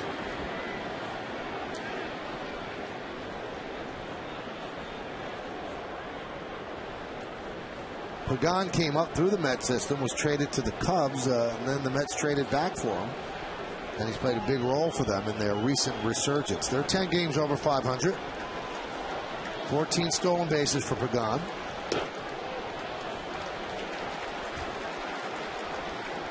Count 0-1. Caught 3 times.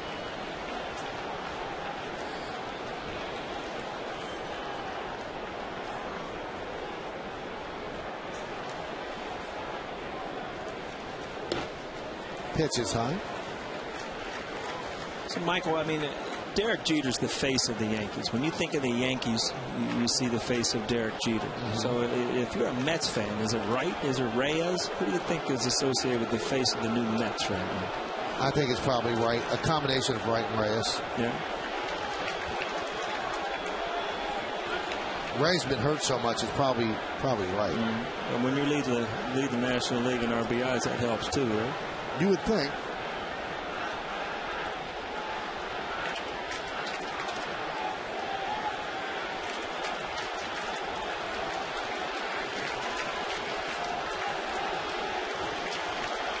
Vasquez has really slowed it down. Runner goes. Throw to second. Got him. Good throw from his knees. Cervelli with a peg to Cano. And they get Pagan caught for only the 4th time all year. I'll tell you what, this is a play Tony Pena will love, because he's really the first guy that I saw as a catcher ever throw from his knees without getting up. Strong arm. It's all about just the rhythm of that throw, the balance.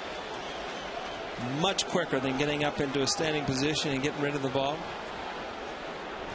See Cervelli, he loves it. And if you watch the throw, it was such a low liner that Javier Vasquez actually flinched when it went by him. There was not much loop on it.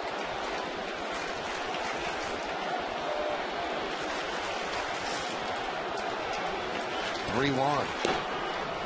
Breaking ball with no bite and a walk to right. Watch this flinch, Paul. Whoa. Thought it was coming back to him, yeah. Good play. When Joe Girardi jogs out, wants to talk with Javier Vasquez.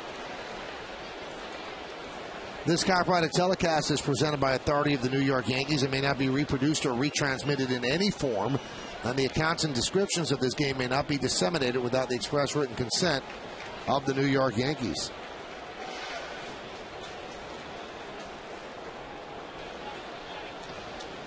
I wish the managers were mic'd when they went out there just to see what they would say. That's one thing in baseball, you know, you're part of everything, but when you play the outfield, and then, you know, they have those meetings at the mound.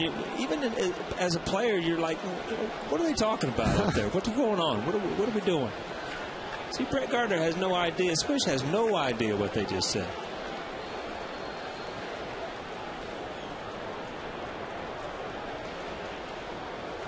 Keeping right close.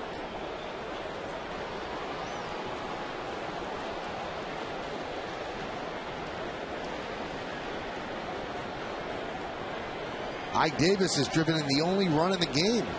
An RBI single to right.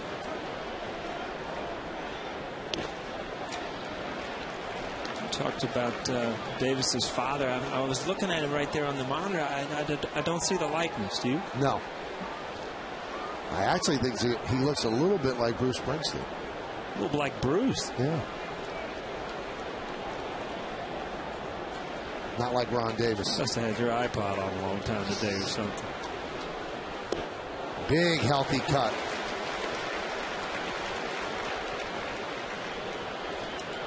There's the resume. Went to ASU. 18th pick in the draft, first round. Made his major league debut on April 19th. And there's Ron Davis. I don't see it. Well, maybe a little. But the glasses throw you off. He was a hard thrower, too. Oh. He struck out 8 batters in a row in one appearance. 1-1. 1-2. Kind of a slingshot, almost sidearm. You talk about being on your toes in the truck, though. You just bring it up and it's on the screen. You see that? There you go.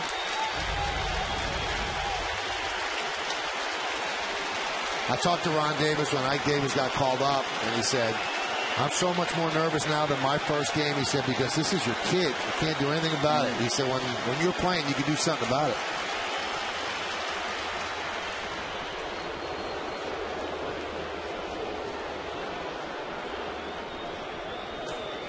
You see it there, Paul? Yeah. I don't. One's a pitcher, one's a hitter.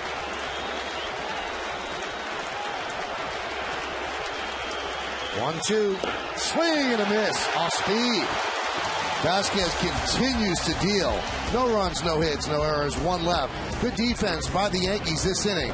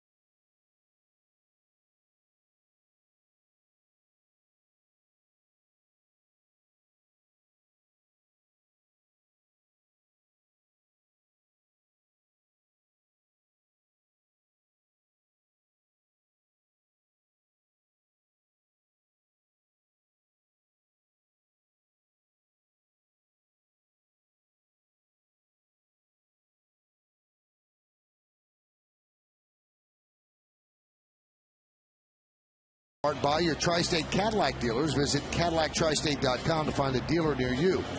Back in 05, Derek Jeter hit his first and so far only grand slam of his career against the Cubs at Yankee Stadium.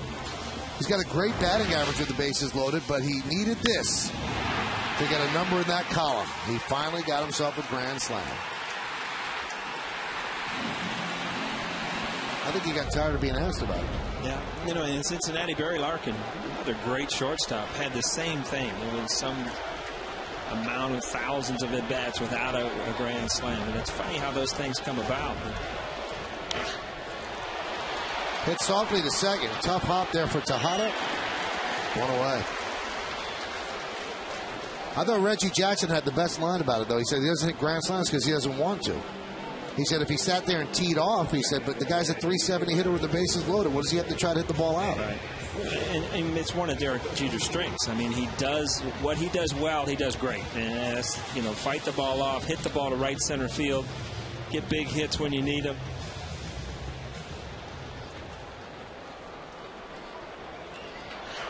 Here's Nick Swisher. As we move along, the out-of-town scoreboard brought to you by Hyundai. Think Hyundai, but act now for special deals at your Hyundai dealer. Boston over the Dodgers, 6-3.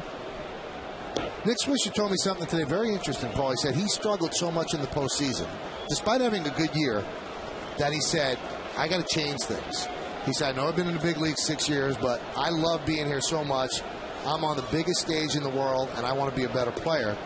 And he went and stayed with Kevin Long, the Yankee hitting coach, a lot during the winter, and they reinvented Nick Swisher. And that doesn't happen a lot when you're in the big leagues for 6 years. No, I think you do always want to get better. And sometimes when you go through slumps or you go through a tough thing, and believe me, having a tough playoff series, we've all been there. It kind of haunts you. You're happy you win and everything, but you know that you weren't a part of it as much as you should have been. Mm-hmm. And sometimes you take yourself back to those positions and find out why you're making your outs, what you were doing. And, you know, what he's done this year is just absolutely just sits there quiet, and he's never fooled. And he just, you know, he swings at strikes, and that's why he has a good chance every time to go up there and have a good at-bat. And you know what? It's almost exactly what he said. I said, well, you had a good year. Why did the postseason make you think? He said, because we're playing the best pitchers, and they exploited me. He said they exploited my weakness, and I looked bad on changeups and things like that. He goes, I had too much movement. And you've been saying this all week. Now I keep my eyes and the head on the same plane, and I don't move too much. He says, I think it's made me better. Check swing.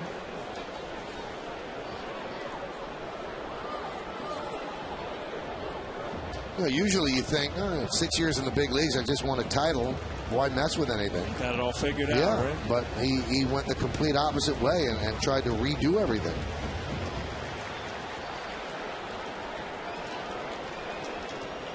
And he's incrementally tried to get better. He never had a great throwing arm, so he went to Dave Island last year, the Yankee pitching coach, to teach me how to throw.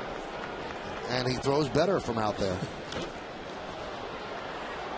Just every time you need something, you just find out. So, like, my golf game stinks. I should, like, go to Hank Haney or something, right? Absolutely. And he said, people laughed at me when I said, why are you going to Dave Island? He said, well, who else is going to teach me how to throw but a pitching coach? And he taught him better mechanics of get his body behind the ball, and he throws better now from right field.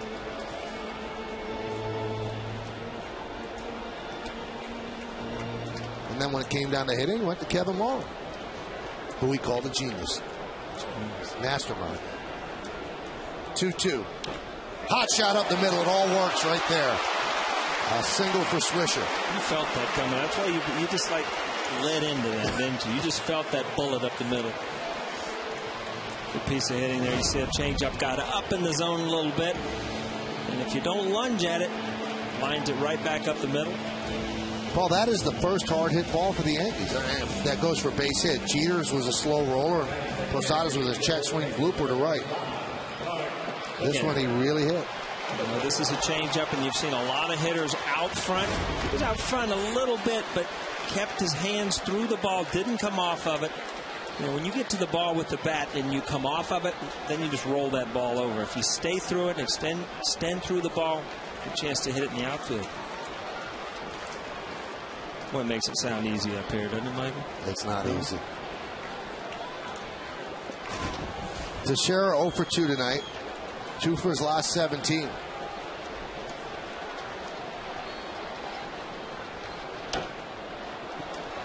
Now, I've asked you this before, and I never really am convinced of the answer. If you're watching Takahashi tonight, in every at-bat, he's thrown at least 2 or 3 changeups. Am I right? You're watching every at-bat.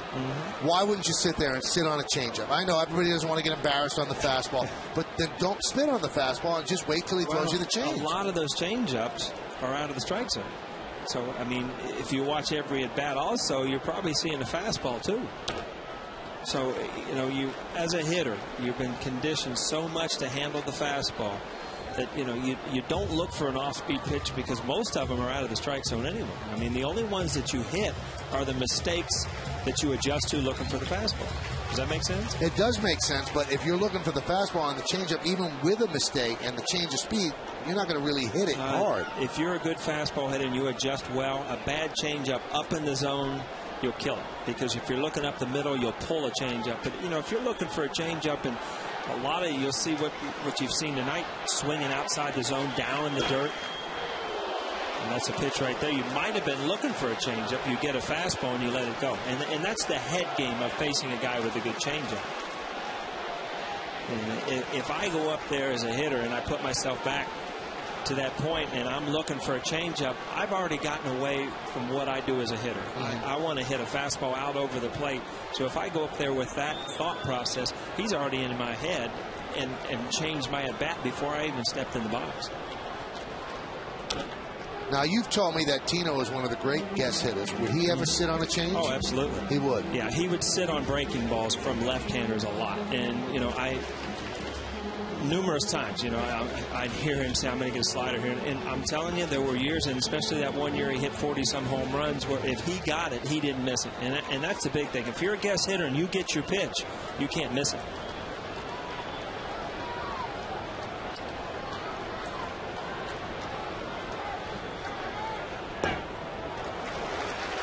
And sometimes you guess, and you really shouldn't guess because it's hard to hit. I remember a story about Hall of Famer Mike Schmidt, third baseman for the Phillies. He used to sit on Tom Seaver's slider. And one of his teammates said, well, why are you sitting on the slider? He can't hit it. Even if he throws it well, he can only hit it if it's a mistake. Right. 3-2. Hot shot up the middle, a base hit. 2 straight stinging line drives by the Yankees. And they have their first runner in scoring position tonight. Maybe the third time around on the lineup is a charm. Well, you've seen them. These have both been long counts, too, where you've seen the fastball and the changeup. That's a fastball right there. And, again, this is a good way to hit a guy that throws off speed, and that's stay up the middle. You get enough guys with that approach. Especially not quite sure if it's going to make it through the infield. But if you get enough guys with that approach, you know, he'll miss with a changeup up in the zone, and you'll see one go in the seats, too. Dan Warthen, the pitching coach, goes out and talks with Takahashi. Voting is now open for the 2010 All-Star Game in Anaheim. Help send your favorite New York Yankees to this year's All-Star Game by voting up to 25 times at Yankees.com. Visit Yankees.com and cast your ballot now for your 2010 All-Stars. Vote early and vote often. Vote today at Yankees.com. So here's Alex Rodriguez in a big spot. The Yankees have been struggling offensively. He's their cleanup hitter. He's 0 for 2 tonight. He's working his way back from a hip flexor problem, and he's got the tying run at second base. As a starter, coming into tonight, Takahashi, first time through the order to hit 250 against him. Second time, 268. Third time, 346. Third time through the order, the Yankees are hitting 667 right now. You see, again, like I said, they have been long counts where you've seen the fastball and the changeup. So you start to recognize it when you've seen it enough. Way outside. Yeah, we have talk about Takahashi probably going back to the bullpen as soon as John Maine comes back. You know, if he continues to throw the ball, that's a little tougher decision, isn't it? Especially because Maine really struggled before he went on the DL and couldn't throw the fastball the way he used to. They're going to have to be convinced that Maine's all the way back. The 1-0. Yeah, that's a pitch right there that Alex knows that he probably missed. That's a little slider or cut fastball, and it ended up right in the wheelhouse. You see right here, everything's together. Everything is perfect, except you don't hit it out of the park.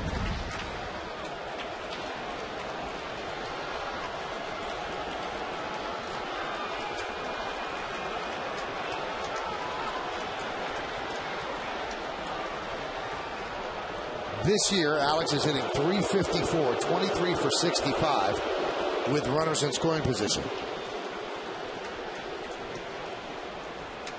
Rodriguez is grounded to third, and he flied out to center.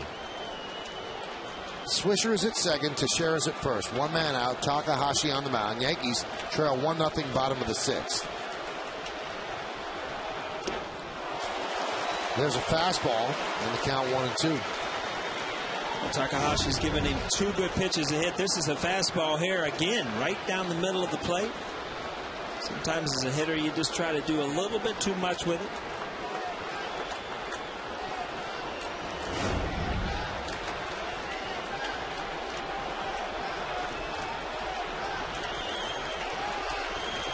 Fans just dying to get into this game. You know, you've been shut out and just waiting to get up and cheer for something. Just got a piece of that to foul it away.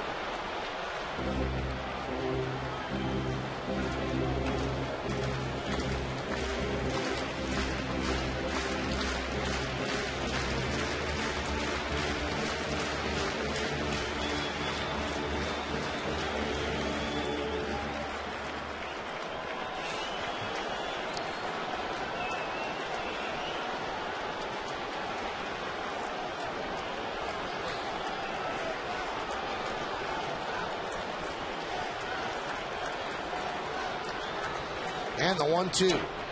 Dribbled slowly, right side. Davis flips to Takahashi to get Rodriguez, and the runners move up to second and third. Well, if you look at the pitch by pitch, he saw everything this guy had to offer. 2 of them really good pitches. Starts out for the changeup away, but right there, a little slider in, fastball right down the middle. Fouls off a changeup, and then he throws his good changeup. Alex is out front.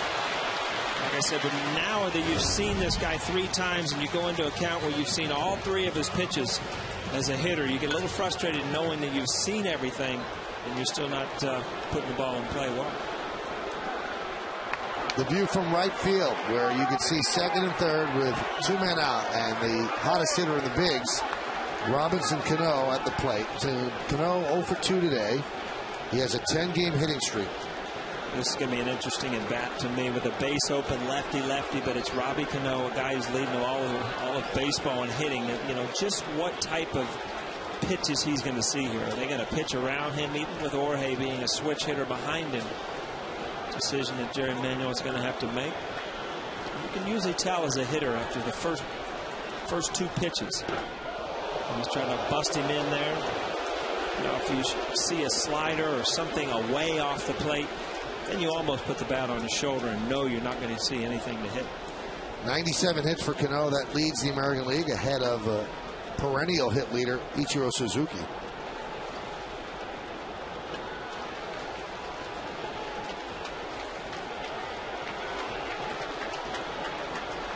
The 1-0. 2-0. Again, you see that, you know, with that base open, they're not upset if they walk him. And again, you're going to either see that fastball in off the plate or that slider off the plate away. Nothing that Robbie can hurt him with.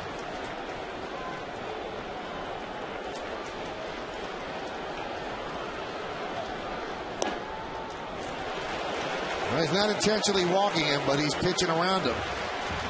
I'll tell you, as a hitter, when you're hitting well, and you go up there, you can usually tell after the first pitch, you know, whether they're going to go after you or whether they're just kind of walking or, you know, pitching around you. And like we talked about the other night, Mike, you've really seen kind of changing of the guard here on what teams are doing. I mean, they're starting to pitch around Robinson Cano and instead of some of the other bigger guys they did in the past. There's a strike, so the count 3-1. Takahashi closing in on 100 pitches. He's at 97. Yankees' first scoring opportunity. First 2 runners in scoring position tonight. 2 outs in the 6th inning. Swisher's at 3rd. Teixeira is at 2nd. Yankees have out hit the Mets 4-3, but the Mets have outscored the Yankees 1-0. Posada's on deck, a 3-1 count on Cano. Popped him up. Barajas behind the plate, and he runs out of room. He made a mistake there. It was an off-speed pitch trying to, get a cheap strike, but he left it out over the plate a little bit.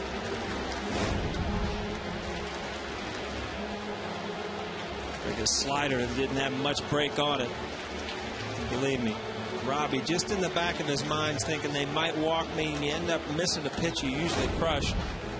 Now you're in a 3-2 count. You got to make sure that you get a strike here. These are tough at bats. They really are. With that base open, it's a guessing game with the pitcher. You don't want to just take yourself out of the at bat, but you got to make sure that you swing at strikes because the pitcher's not going to give in.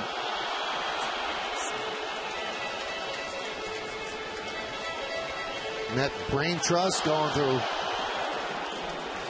some of their options as Takahashi about to deliver his 99th pitch. He shut out the Yankees over 6 innings at Citi Field in May. Now trying to put 6 zeros up again, but the Yankees threatening. 3-2. Still 3-2, so now this will be the 100th pitch. Fastball out of the zone. Robbie to pop up first time up. Pitchers don't remember. He popped up a pitch up and in. That ball was a little away, but it was still out of the strike zone up.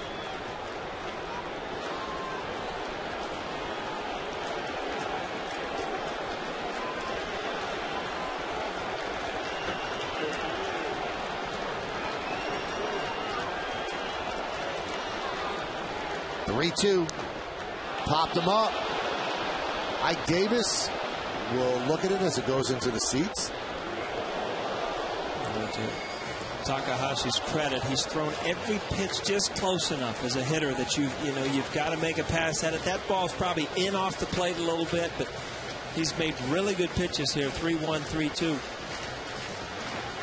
In his first start against the Yankees, he threw 101 pitches. That's the most he's thrown this year.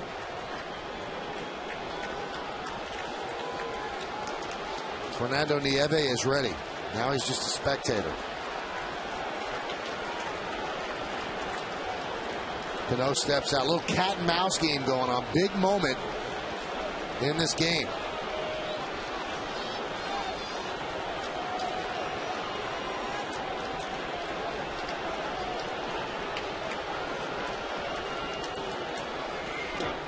And he walked him.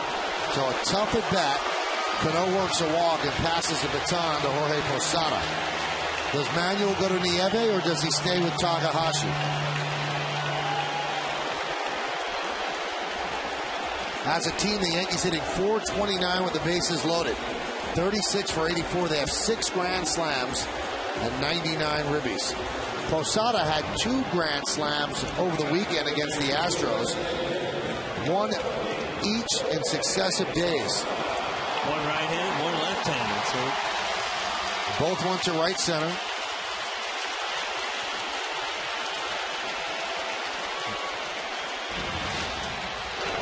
This is the Saturday one, right-handed. And then the very next day from the other side, same spot, grand slam. First time since '37 when Bill Dickey did it. Back-to-back days with home runs, with grand slam home runs.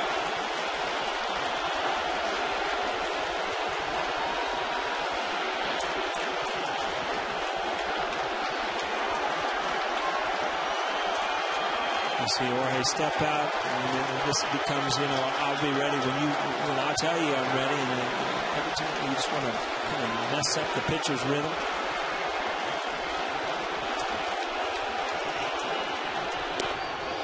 Challenge him with a fastball. This massive crowd is ready to explode. 49,220, a jam-packed sellout here at the stadium. And they're buzzing because they're waiting for something to explode on.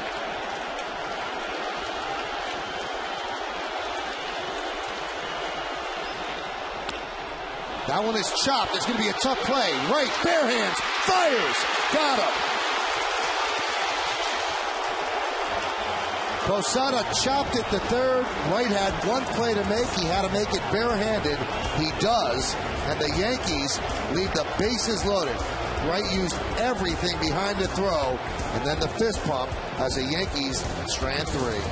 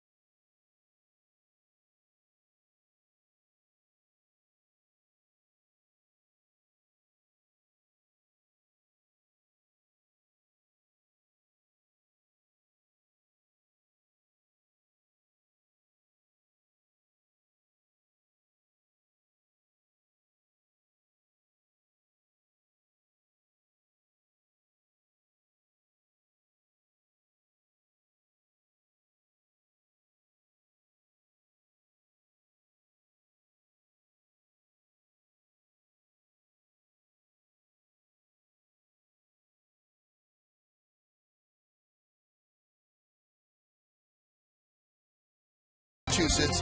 Visit massvacation.com. You see those reactions after that? There's just not another game. No. You know? The players can say, and I did the same thing when you talk to the media. You know, it's just one in the schedule. But once you get involved in it and the fans get into it, there's definitely a different atmosphere during these games. Here's Jason Bay.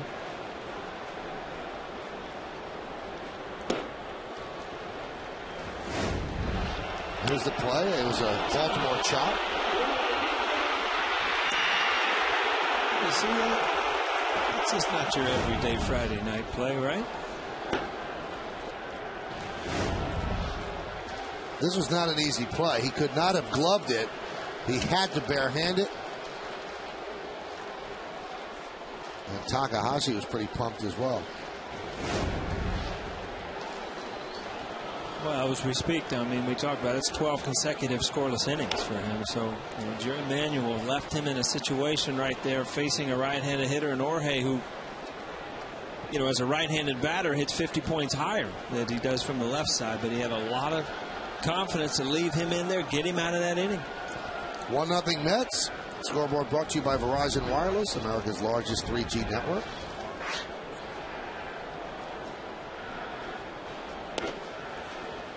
Count 3-1. Yankees have action in the bullpen as Vasquez approaching 100 pitches. Next one will be the century mark. Chano Park.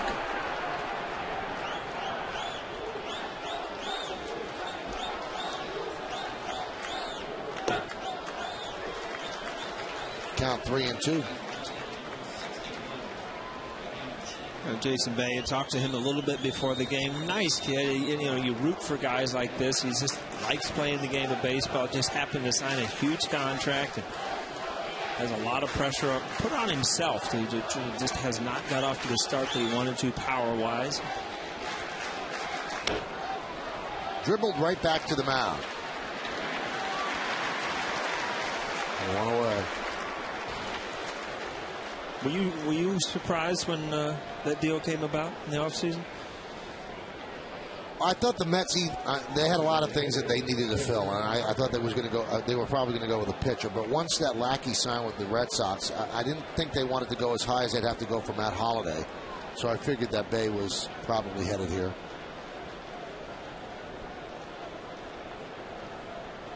Here's Chris Carter. High fly ball. Gardner. 2 outs.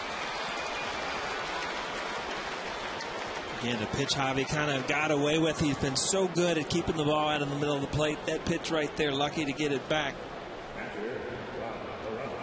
Every once in a while as a pitcher you realize that every mistake you make isn't a home run, but this ball right down Broadway.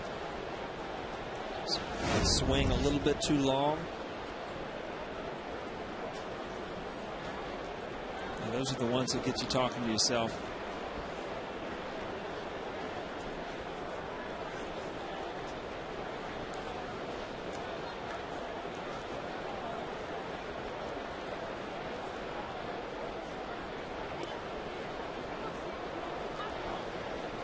Want to know to Barajas. Barajas is 0 for 2. A fly ball to left and a foul ball to first. Elmer descends. Now getting ready in the Mets bullpen. Mets might have to piece together the final 3 innings. That one's drilled deep to left field. Fair ball, it's gone. It is foul. Oh, did he crush that? You usually tell by the reaction of the hitter if it's going to be fair or foul. They have the best feeling whether they know if they hooked it or not. And you see Baraja. That was a little closer than I thought. And from that angle, wasn't.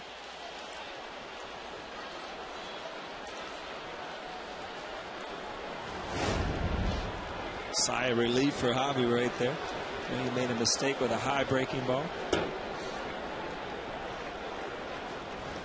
Barajas tried to Carlton Fisk it. Come on, come on. Not as much at stake. It's such a bad thing when those balls, they don't listen to you, Michael. You order them to go fair, and they just keep hooking on you. In 1975, in Game 6 of the World Series, that ball listened to Carlton Fisk. You were probably a little kid rooting for the Reds that game. Absolutely, big red machine. Did you cry? It was. I mean, it didn't end the World Series, but sure, I was disappointed. I've heard Joe Morgan say everybody remembers that play. They don't remember the fact we won Game 7 and won the championship. Johnny Bench today, I knew the ball was fair the whole time. I don't know why Fisk made such a big deal about it.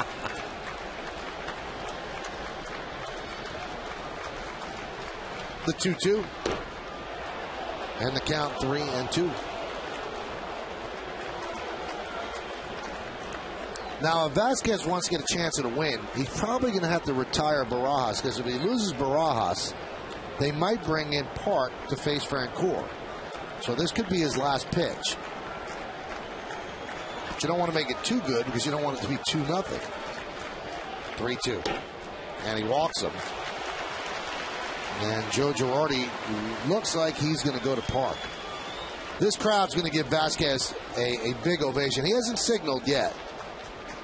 Usually he doesn't run out that fast when he's taking somebody out. Let's see if he's going to talk this through with Vasquez. Want to see if he's got anything left. And Vasquez says, yeah, I want it. And also, Girardi is armed with this knowledge. Francoeur is 4 for 10 lifetime against Chan Ho Park. And I like these decisions. When a manager goes out there, probably had the intention of leaving him in, but it gave him a little break. And it also gave, Javi just a little pat on the back as saying, get out of this thing.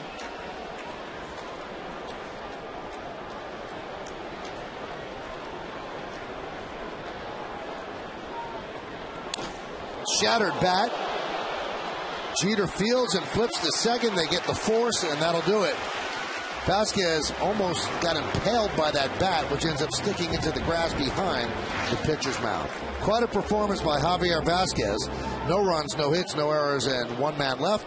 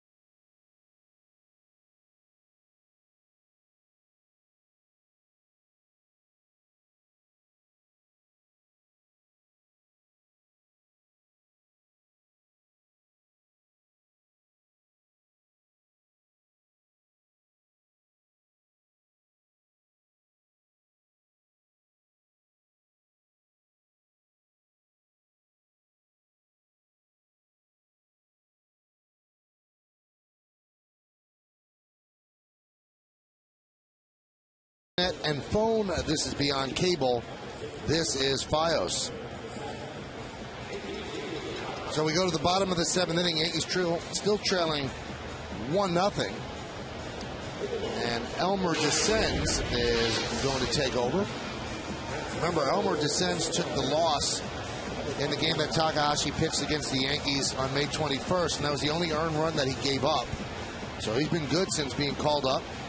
0.93. 9 2/3 innings, 5 hits, 2 walks, and 4 strikeouts. So good numbers. That little one needs something to cheer about with that Yankee jersey. And that one is ripped past the diving David Wright down the left field line. Cervelli is going for 2. The throw by Bay. Not in time. It's a double to lead off the 7th.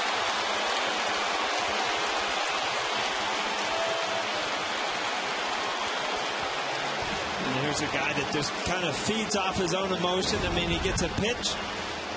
First pitch, kind of the sinker didn't quite sink enough. Wright gets a good jump. Doesn't get it. But Bay actually had an opportunity to throw him out. You'll see the ball probably beat him to second base. It was just off target. Barehanded, makes a good play, but not an accurate throw. And the Yankees are going to go to their bench with a right-hander in. Takahashi's out. You see an awkward slide there by Cervelli. Could have gotten hurt and also could have lost contact with the bag, but didn't. The Yankees are going to go to Curtis Granderson off the bench to pinch hit for Chad Huffman.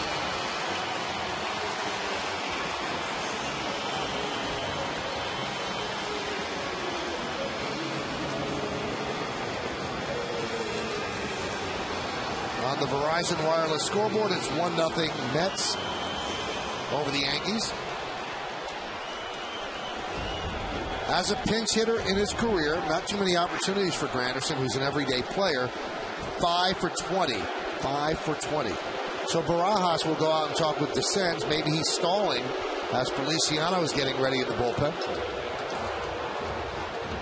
Now, I think, though, Paul, if they bring in Feliciano, then I think they'll have Granderson bunt. Yeah, well, I don't know. That's a decision, obviously. You send up a left-handed hitter, one of your everyday players. It looks like you are kind of stalling here to get the lefty in there. And that's exactly what's going to happen. So Descends comes in, gives up the double to Cervelli. Against left-handed pitching this year, Granderson is 10 for 53. That's 189. And Jerry Manuel walking to the mound as he's walking on hot coals, so he is taking his time to give Feliciano even more throws out there. Still hasn't signaled.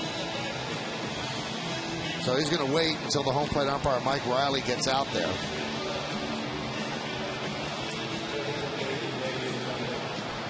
And still no signal. And now he does signal. So it's going to be Feliciano against the pinch hitter Granderson. What do the Yankees do with Granderson? Have him swing away or bunt? Stick around to find out.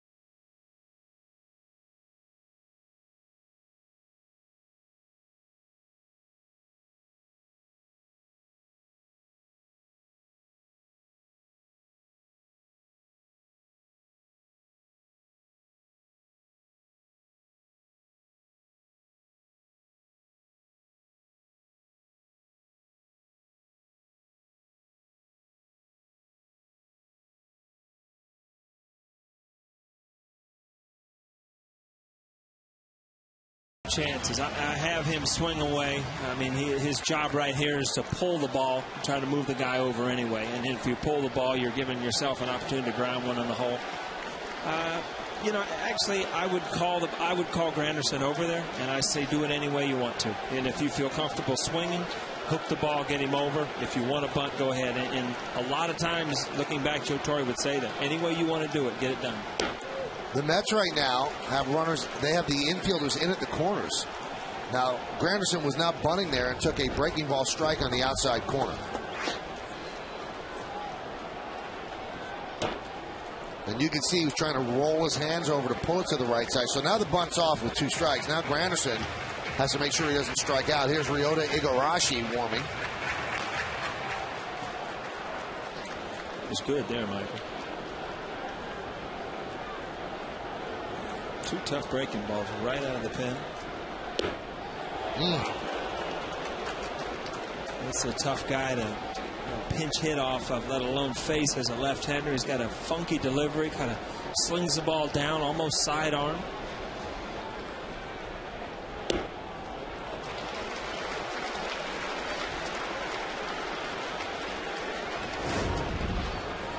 You see, as a lefty, it's very hard. He hides the ball, and then all of a sudden it comes sidearm. It's just, you're not used to seeing that. He got another breaking ball. Tough at that for Granderson.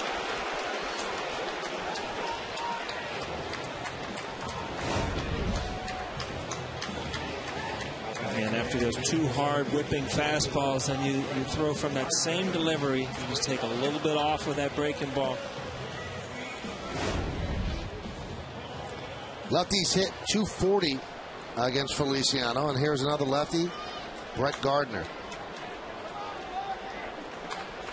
David Wright in on the grass at third, guarding against that chopper. Missed outside.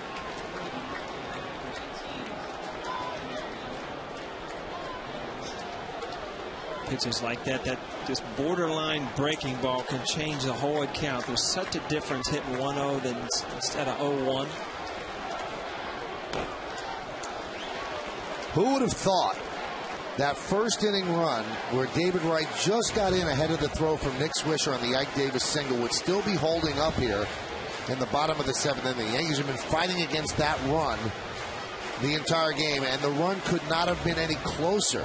I mean, that's how close it was. He just, with his fingertips, hit the tip of home plate out of the reach of Cervelli's sweeping tag. That's where we are right now. Cervelli leads off of second. 1 out. 1-1. 1-2. And this is the only run, Paul. This is it. The fingertips touching the tip of home plate. 2 guys going at it 100% there, reaching. Cervelli thought he had him. Wright knew he got around him. Pretty exciting play to start the game, but you're right, Michael. You never think that that was the only offense between 2 teams. Outside. 2-2. Derek Jeter is on deck. Just a great 7 innings for Javier Vasquez, who's really turned his season around. But the Yankees have to bail him out. That 1 run so far is putting him on the losing end. 7th inning this year. Gardner 9 for 21, 429 has been a good inning for him, and that's where we are right now. The 2-2. Just missed. 3-2. See Feliciano against Granderson and Gardner, everything away. Fastball away, sliders away. So as a left-handed hitter, 3-2 here. You've got to dive out there, protect that outside corner. If he makes a good pitch inside, you got to believe that you just have to take it. Chamberlain and Park now. 3-2. Chop toward first. Ike Davis will field the ball, step on the bag, and Cervelli will advance at third. Well, that's what they wanted out of Granderson. Now that leaves it up to Derek Jeter.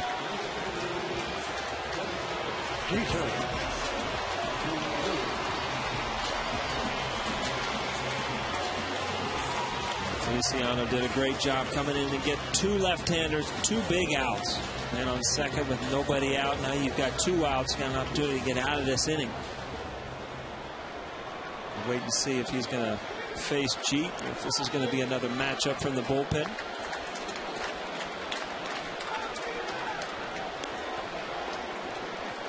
Jeter is hitless in 3 at-bats lifetime against Feliciano, and Jeter obviously not swinging the bat very well of late. He has an infield single today, 1 for 3. He is 4 for his last 27. Barajas tells you there are 2 outs. Yankees about hit the Mets 5-3. They need a big hit right here. Center fielder Pagan is extremely shallow for Jeter, who certainly has power to right center. And that one tapped right back to the mound.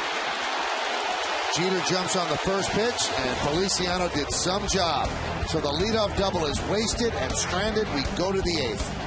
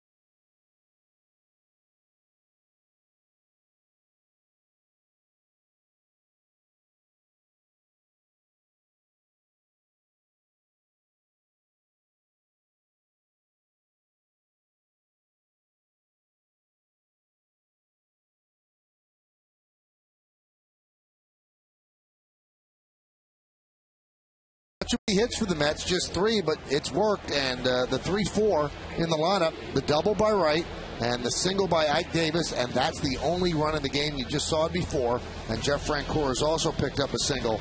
So a great pitching performance by Javier Vazquez, but his night is over. He can only lose.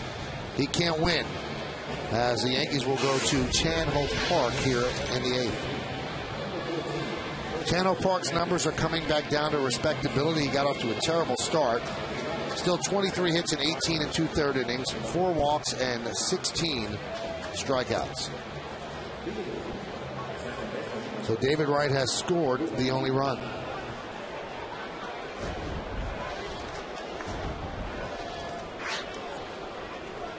Ruben Tejada, 20 years old. The only reason he's here is because of the injury to Castillo. He's a shortstop by trade, but playing a credible second base for the Mets, and Park starts him off with a pitch outside. You talk about all the Yankee injuries and all the guys that have been out there trying to come back. And if you look on the other side, you had Reyes out early in the year. You got Maine and Castillo. Other than that, well, you got Beltran too. Yeah. The Mets, I guess, have gone through a few too.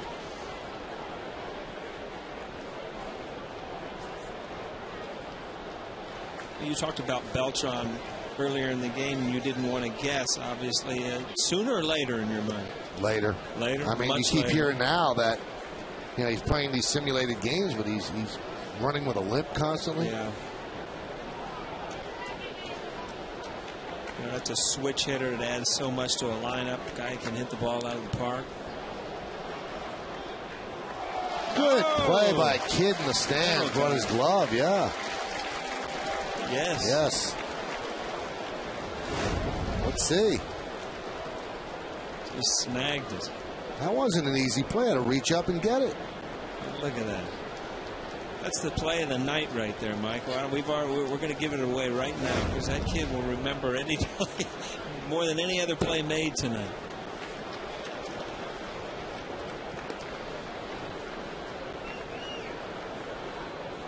With Vasquez's performance, 1 earned run over 7 innings, the Yankee starters have lowered their ERA to 3.76. Pretty good.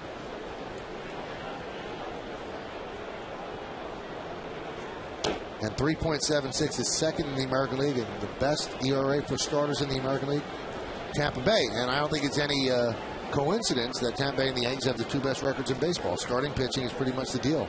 Tampa Bay's is 3.59.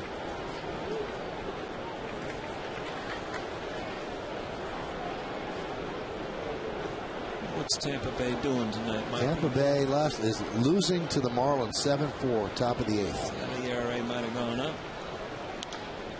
Popped up. Cervelli gives it a look, but it's out of play.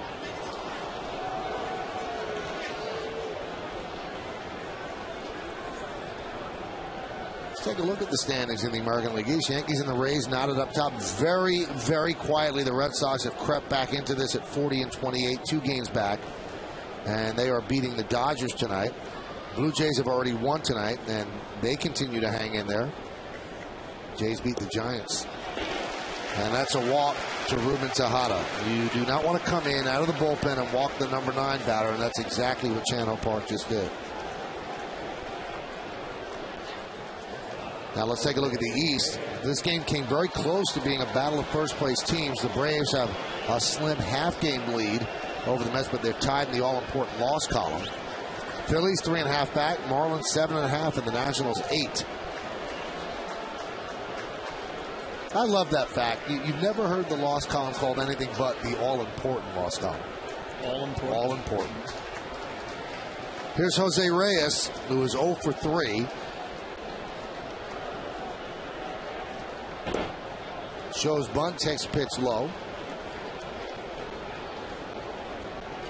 Alex Rodriguez expecting a bunt. He's really coming in at third hard. Reyes has good bat control and could slap it by him.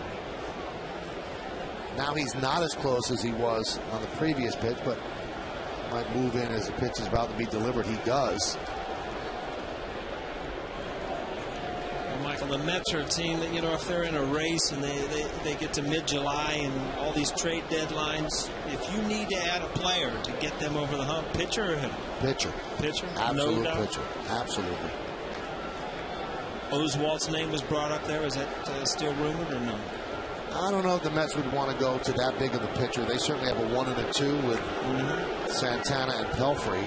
I mean, if you could slip in a legitimate number 3 starter, a Jake Westbrook, something like that, a Millwood, who has not pitched very well of late, but he might pitch well in that ballpark in the National League. That's the type of pitcher. Bunted. And it rolls foul. Grabbed there by Cervelli. Well, you wanted to see Reyes run, Paul. You just got him darting down the first base line, but he's going to have to come back. Probably just warming up there, just getting loose. Again, Cervelli's probably good down to pick this up because Reyes gets down the line awful quick. Just catches that grass there enough to get it off the line. You got to be patient as a catcher here. You don't want to pick that thing up too quick. You see it rolling off, but make sure there's a space between that line. Make sure the umpire gets a clear view. Grab it, get rid of it.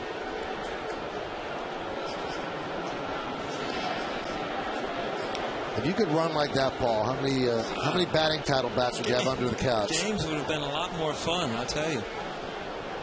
So many extra base hits when you have that type of speed. I mean, we went over it a lot early in the game with Derek Jeter, 17 extra infield hits.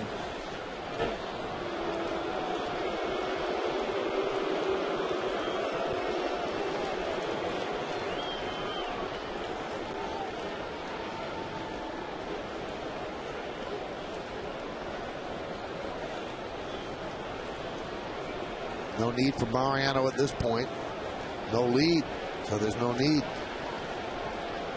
Jabba's face here. It looks like he's all dejected, like he's not going to get to play or something. Well, Jabba really got roughed up yesterday, and then surprisingly, because he's really good with the media, he was not in the clubhouse to talk about it afterward. And that's a bad bunt by Reyes, because what he did was he pushed at it. And everything I've always heard, Paul, is you have to try to catch the ball with the bat. Yeah, and first of all, you have to bunt strikes. I mean, this ball's probably out of the strike zone. And, it was a breaking ball, which is an easy pitch to bunt. But, again, you put your bat at the top of the strike zone. And if you need to raise it all to get to the ball, then you know it's a ball, and you take it. And right there, you saw the bat back in his body, and he did. He lunged for it. Makes it a tougher play.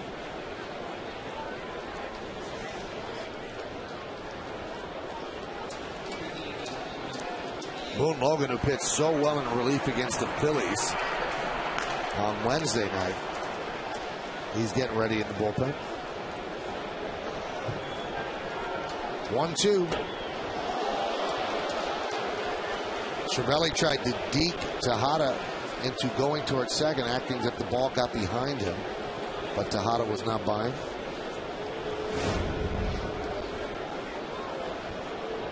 This ball down and in. Cervelli thought about it, went back.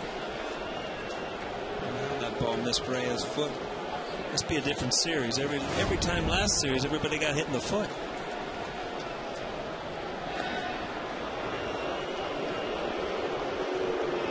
Well, the old adage is so true. Nothing slows down a game like speed.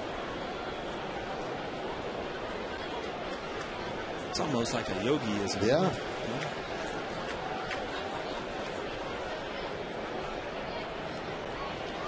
2-2. Foul. Hot shot into the seats. See that little cut fastball we talked about it. There's really, as a lefty, if it's thrown correctly, there's no way to keep that and hit it hard to keep that ball fair. I mean, the only way you can hit that ball hard is to pull it foul, hook it foul. Mets familiar with Chano Park. They saw him all of last year with the Phillies. 18 games between these two teams.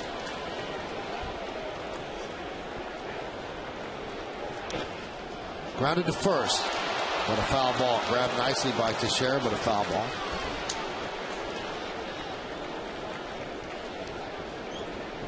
Beautiful night here at the stadium. As Reyes just a little too quick on that one, right down the line.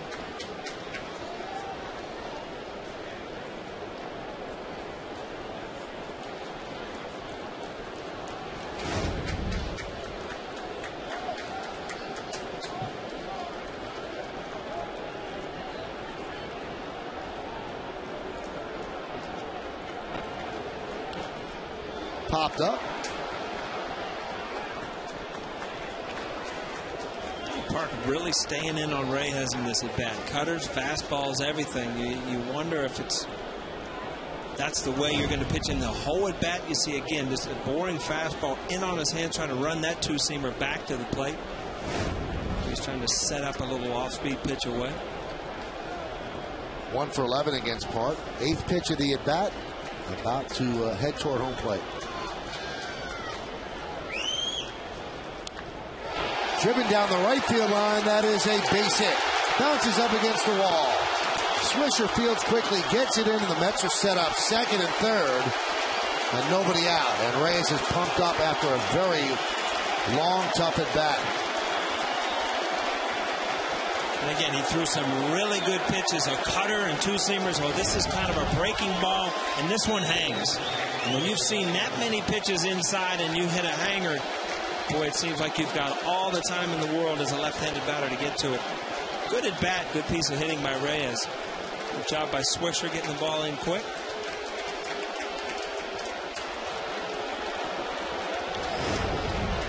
I don't think that was English, Mike. I have no idea what that was. Mike Harkey talks things over. Some strategy as well as trying to straighten out Chano Park. It's very familiar from last night, Michael. You get a great starting pitcher, go out, give you 7 or 8 innings, and all of a sudden the bullpen comes in, and it's really discouraging for the starting pitching. And And also for the offense, to know that you're in the game and all of a sudden you get in the bullpen and, your bullpen's giving up runs. And let's have an opportunity here to score a few more. Well, the Yankees are going to bring the infield in, and the way their offense has not been producing, they can't afford to have a ball squirt through and score two, but they can't afford to have a run score either. Count 1-0.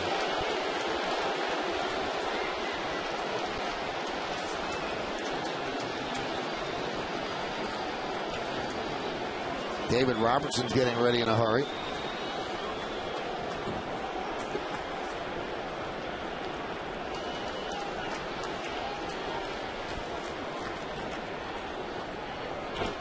Line and fair. Down the left field line. 2 runs will score. Gardner throws the second. 2 RBIs and a double for Angel Pagan, and the Mets take a 3-0 lead.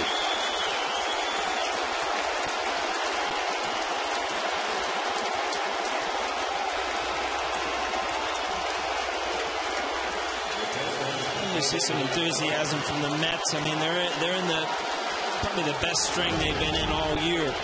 Some big hits, some good pitching. Again, Park is just trying to dominate that inside part of the plate to all these lefties. Not showing anything away. That ball inside out. Still, every once in a while, you've got to show both sides of the plate.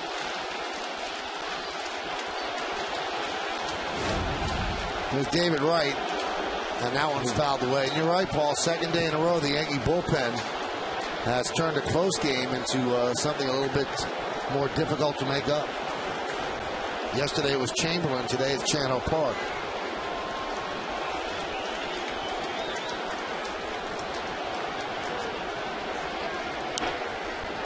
Grounded to short.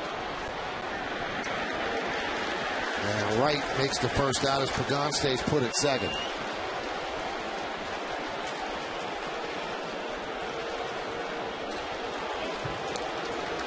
And Joe Girardi will now bring in the left-hander to face Ike Davis. Park is going to get a little bit of a Bronx cheer as he walks off the mound. Not a great job by the Yankee reliever. And Girardi will try to match up to keep that runner at second.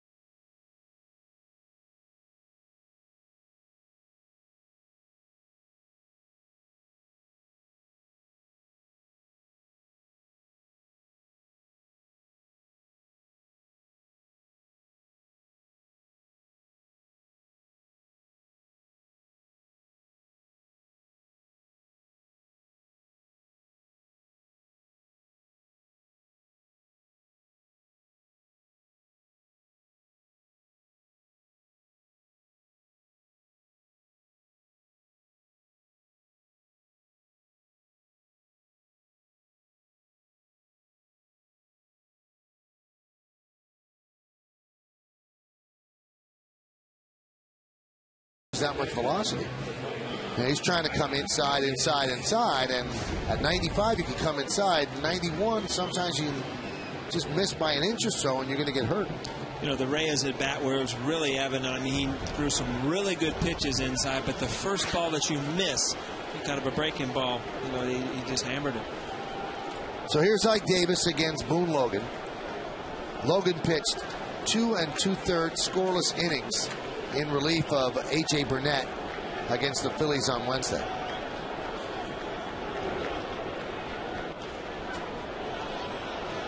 Fly ball the other way and out of play.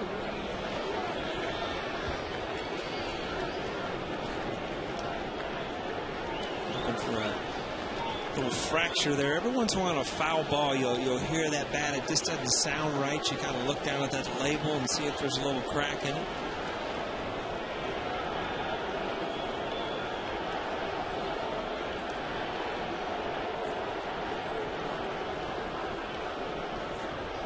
The 0-1.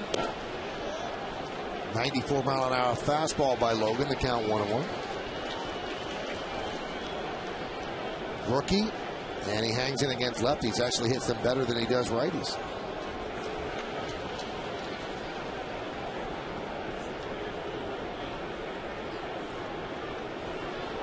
Sellout crowd here at the stadium. Very quiet right now. 1-1. 1-2.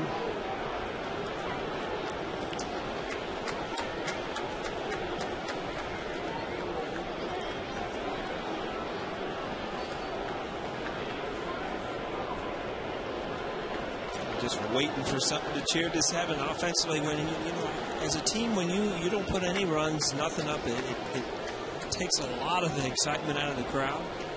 You know,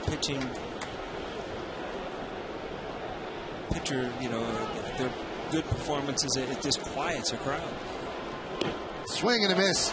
Ike Davis down on strikes as Logan records the second out. Tell you what, Logan gets your attention from the lefty. See, Cervelli wants that ball up and out of the strike zone, because when you throw that hard from the left side, it makes it very tough for a left-handed hitter, because you pick it up late. He adds a couple extra miles per hour on that fastball. Now, the Yankees are taking a chance here because they're going to intentionally walk Jason Bay. You have the lefty swinging Carter on deck. But the Mets have two right-handers. On the bench, you have Henry Blanco, your second catcher, so they're not going to use him. But you also have Fernando Tatis. And they might go with Tatis. So we'll see exactly what they do. Now, if they bring in a righty to face Tatis, now no one's warming right now, so they're not going to, then you could understand them just bringing a righty to face Bay. But they intentionally walk him, putting runners on first and second, and Jerry Manuel's going to call back Carter and send up Fernando Tatis. Man, you're on your game today. You're calling moves before they even happen. Huh?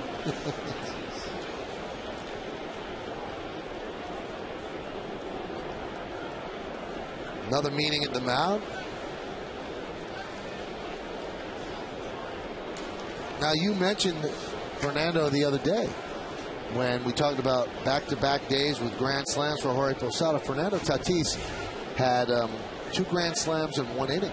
It was one of the most amazing things I've ever heard of. And I don't think that was the first time it ever happened. That's what even blew me away more. Now, I'll give you something that you didn't know.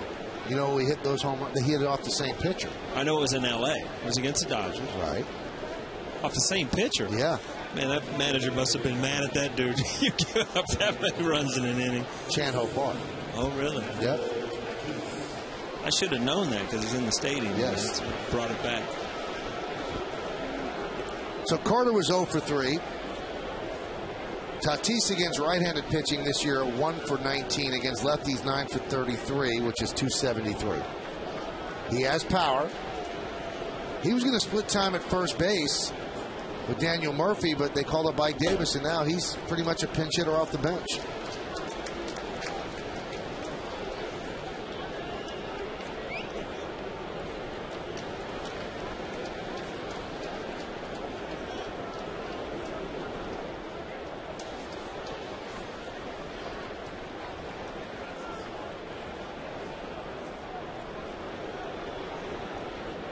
And there's the inside move, chasing back Pagan. Pagan, the big blow in this game, that 2-run double. And that gave the Mets a 3-0 lead. That's where we are right now. First and second with 2 outs, top of the 8th inning. Hits are even at 5, but the Mets have the 3-0 lead. I've seen a lot of that inside move this week. You know that? It's amazing how many pitchers have that move, Michael. You ever get deked by it? Never, right? No. And Leiter swears by it. Yeah. Well, he said it curbs the lead. Not supposed to pick you off. It curbs the lead. The 1-0. When Boone Logan throws like this, he's not getting sent back down. And we have seen Boone Logan against the White Sox throw 98 miles an hour, but it seems like he settles in at 93, 94. And he said that after getting sent down, he decided, you know what, you got good stuff. Just be aggressive and throw strikes. And that's what he's been doing.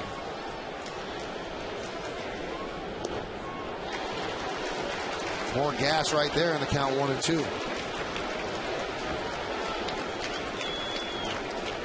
Again, another situation as a pitcher, you have to realize you've got a guy coming off the bench. And coming off the bench, pitch hitting is so hard to do.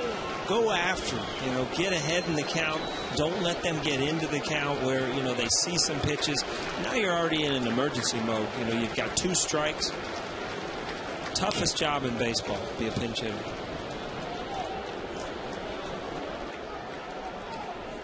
And remember, Fernando Tatis used to be an everyday player. And it's hard to make that transition. It's a good way to stick around. But he had been out of the game for a couple of years with injuries, and he's found a home with the Mets. He's gotten some big hits for them.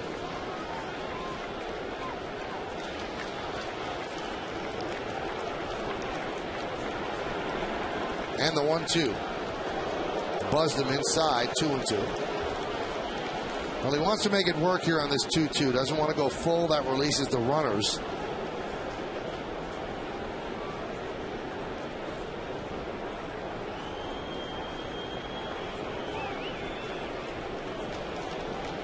You see a lot more smiles in dugouts when things are going well, don't you? They had not been smiling much at the beginning of the year, but now they're trying to win their 8th straight game. 7 of them would be on the road. Go back to a big team meeting you read about that Jerry Manuel called right before the Yankee series. That a lot of the players say that, really kind of changed the way they were going about their business. 18-6 since that first game against the Yankees. 3-2. Foul back. A lot of souvenirs tonight, Michael. A lot of foul balls. No home run balls tonight, but a lot of foul balls back there in the seats. We saw the young guy make a great catch earlier. You ever get a foul ball when you went to a game? Never, ever, ever. Well, I used to sit in the last row of the upper deck, so not many people can reach that. Like Mickey was the only guy who was going to hit you one. There he is. Probably thinks he's going to get another one now. It's whatever. It always happens, right? When you get a foul ball in his mind. Just got a piece. First foul ball I ever caught was when I was a writer. It was the first road game I ever covered in '87, and I was in Anaheim, and I had my phone, a cord phone, and we didn't have cell phones then, talking to the office, my crook of my right shoulder, and then the ball flies back, and I just put up my left hand, and it stuck right there. Did you have your glove with you? No, glove. I figured you just took your glove to the game like that little kid. Pen in one hand and glove in the other.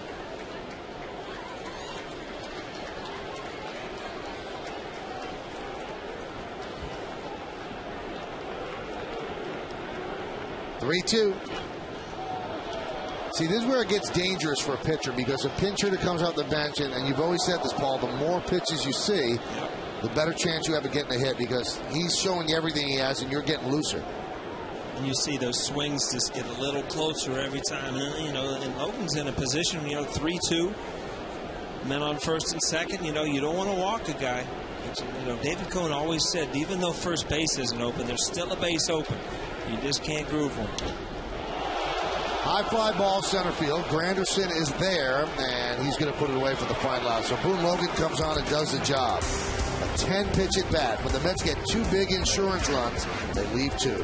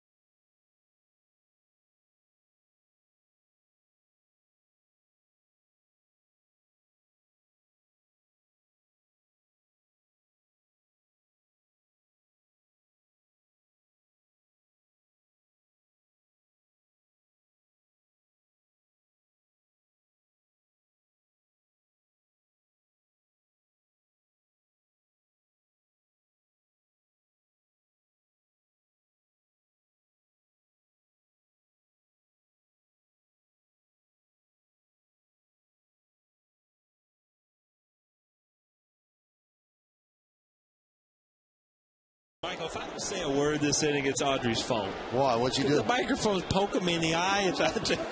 You've been having problems with that all night. I'm a little flustered. For those that don't know, Audrey is our stage manager. She's a microphone manager this last inning, and it did work out real well. Here's Nick Swisher. And the pitch is outside from Feliciano. So you've got Swisher, Teixeira, and A-Rod. Switch hitter, and righty.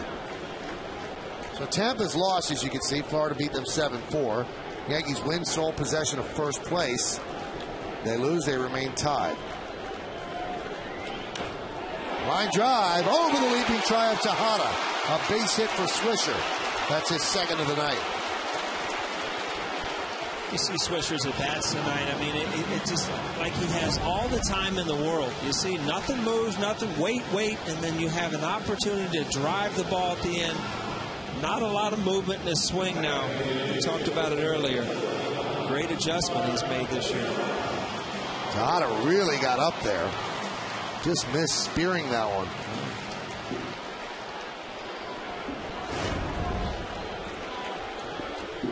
"20 years old, playing in the Subway Series." Here's Mark Teixeira. For Swisher, his 18th multi-hit game. And there's a strike.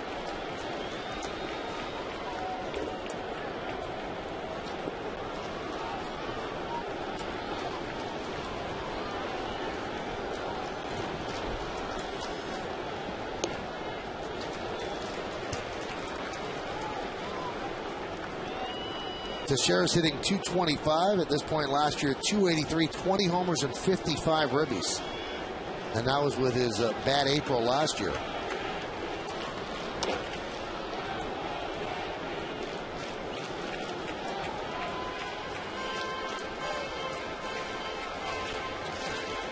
Tuesday, the Yankees did the job against Roy Halladay. Boy, did they ever. But in the last 3 games, it hasn't happened for them offensively.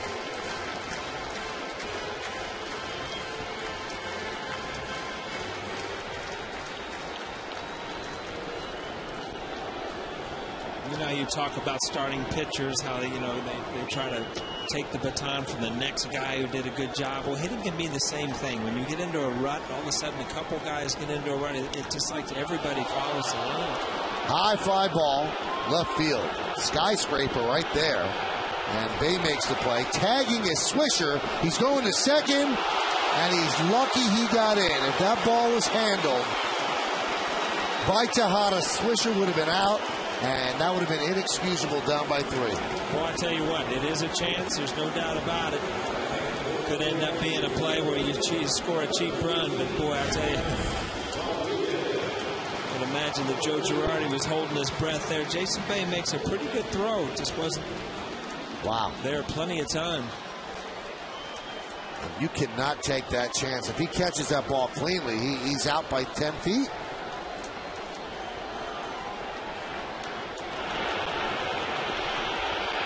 Obviously, a lot of times, let's see the mistake he made there. A lot of times you're going to tag up, and as you're running, you kind of read the throw.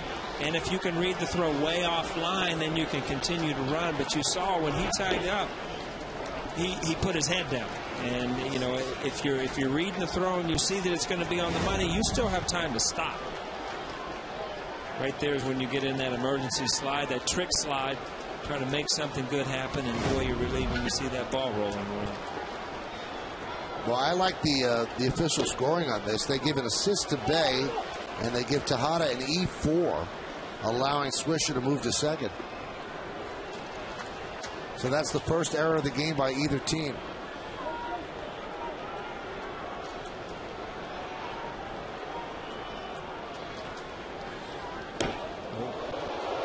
Buzzed, A-Rod inside. I'll tell you what, this Feliciano, he just whips the ball. You can see how it's tough to pick up, not only for lefties, but for righties. It's like he commands the ball away to lefties, which is into the righties. Haven't seen much over the other side part of the plate. A lot of times with your arm angle being sidearm, able to get the ball away.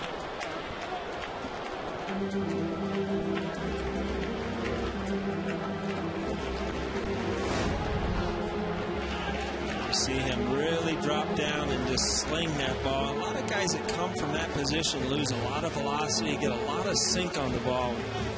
You know, he's able to continue through that, not sink it, drive it into right-handers, and throw that big sweeper to lefties.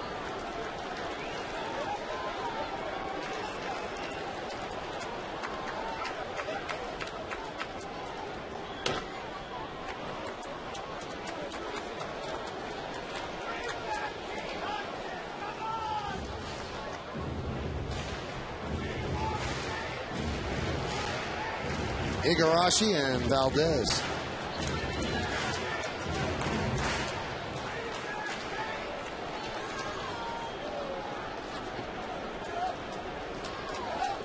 Alex is 0 for 3 tonight.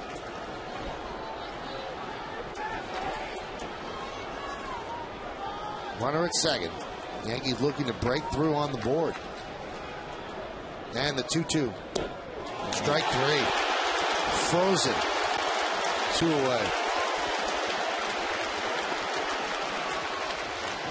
You know, you just don't want to sound like a broken record, but this is a good breaking ball, but it just froze Alex Rodriguez. He saw some fastballs early in the count. Feliciano has good stuff tonight. It's the first ball that he's got out away from the hitter. The outside corner. So that's going to bring up Cano. Cano is 0 for 2 with a walk, so his 10-game hitting streak is on the line. But forget about a hitting streak. The Yankees, they need to get a run. It's been a pattern all night. They've kind of busted him in early and then try to go away. So if that continues. He was looking for it. And that's what happens when you start commanding that inside part of the plate against guys. Get them off the plate. All of a sudden you start cheating as a hitter. As good as Robbie has been all year, you saw that pitch right there. He was affected by the at-bats before by being busted inside.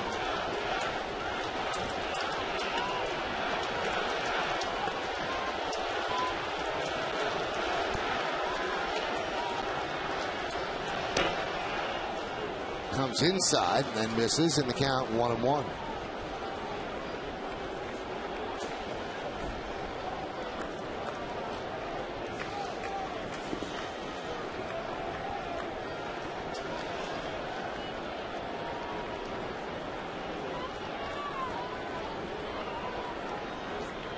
And the pitch. And the count now 1-2.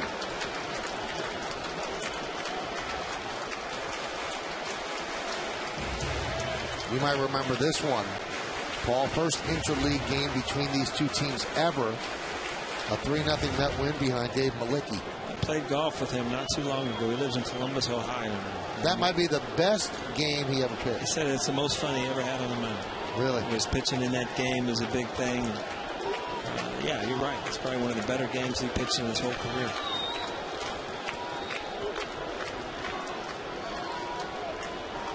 Swisher leads off second. 2 men out. And the 1-2. Still 1-2.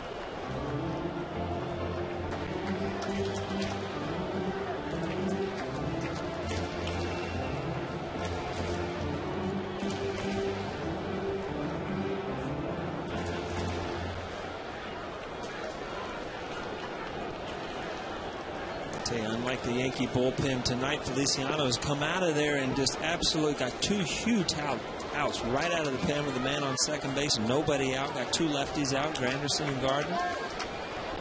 Emmanuel was so happy with that, he left him in. Fly ball left field. Bay is there. And we have completed 8 innings. No runs a hit, 1 error, 1 left. Let's go to the 9th. 3-0 Mets.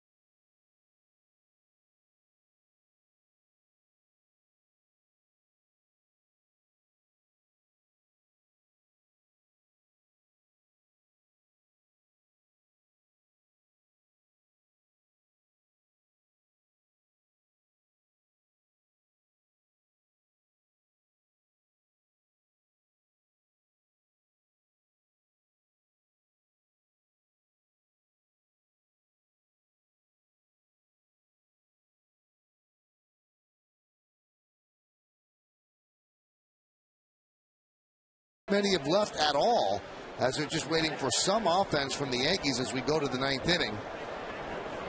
Yeah, that's pretty much how everybody feels as the Yankees are trailing 3-zip. Boone Logan stays in there. He'll face the bottom of the order. Barajas, Francoeur, and Tejada. Nobody up in the Yankee bullpen. And there's a strike. Now Francisco Rodriguez, K-Rod, getting ready for the Mets. And this year he has been effective, but a thrill a minute.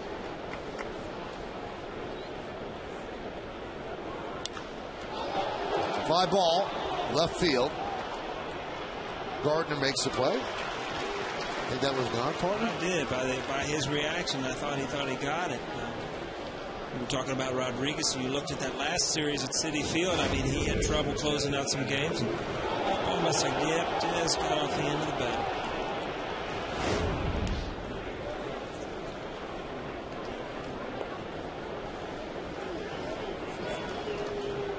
Francoeur 1 for 3. 7 for his last 22.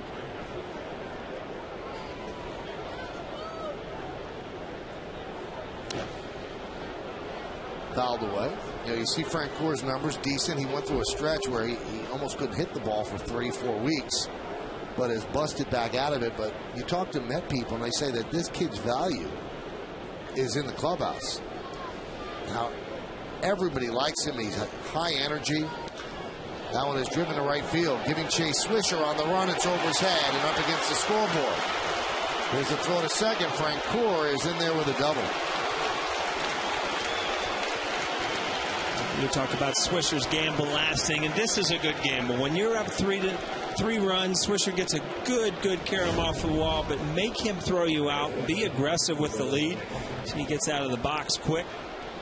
Ball hit like a bullet. That's probably why Swisher got such a good carom. But you've got to, as a runner, when things are going well in the game, always put pressure on the defense.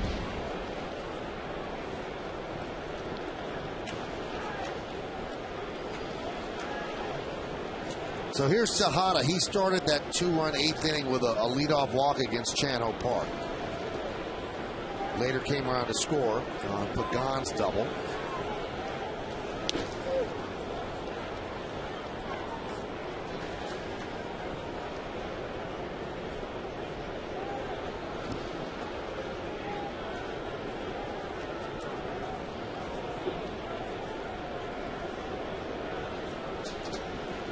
And the 0-1 outside, 1-1.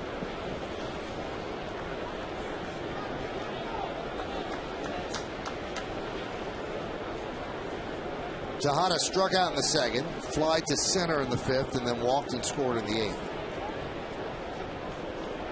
And this is where, you know, if you're a good team, you continue to tack on runs. I mean, your job as a hitter right here. Francoeur held up. He was going to be held at third. He didn't think the ball was getting through, so he had to hold up to see if it got through, and Tejada picks up a single. Again, fight the ball up the middle or away, get the runner over. Francoeur had to hold up, as you said, Michael. It's not knowing where Jeter is on that play. See if he had snuck in behind him.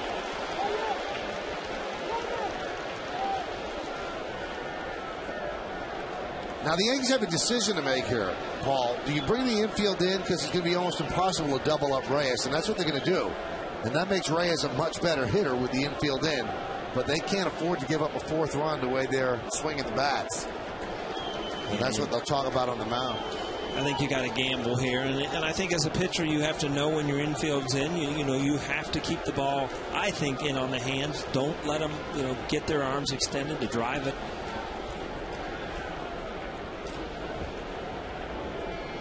See what Reyes has done since May 20th with runners in scoring position.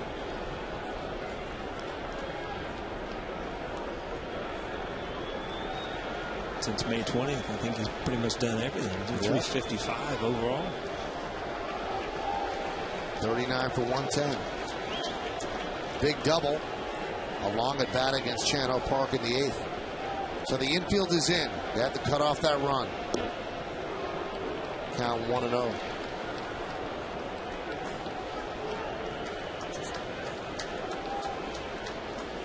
Now Valdez warming in case the Mets get that fourth run. They won't bring in K-Rod unless it's a save situation. And K-Rod threw last night, I think, so it's not a day that he needs work if it's not a save situation. And that is punched out to right field, a base hit for Reyes. Francoeur scores. Tejada goes to second. RBI single for Reyes, and it's 4-0 Mets. You know, again, I just think that, you know, pitch selection, I think that, you know, the first pitch was down and in. I think as hard as Boone Logan throws, I think you got to try to stay in on his hands. You know, you throw the ball away, you give him an opportunity just to bloop a ball over a drawn-in infield. I think sometimes it's a lot harder to get out on a 95-mile-an-hour fastball or a slider in your hands to keep it in the infield. Well, Mike Harkey goes out and talks with Boone Logan. So that fourth run is big. You saw the moment the ball landed on the outfield grass, Francisco Rodriguez took a seat. So unless the Yankees rally in the bottom of the ninth inning, he's not going to have to work tonight. Here's Angel Pagan.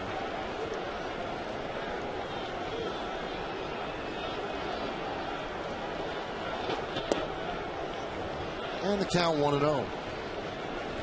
Mets 38-28. The Yankees are 41-25.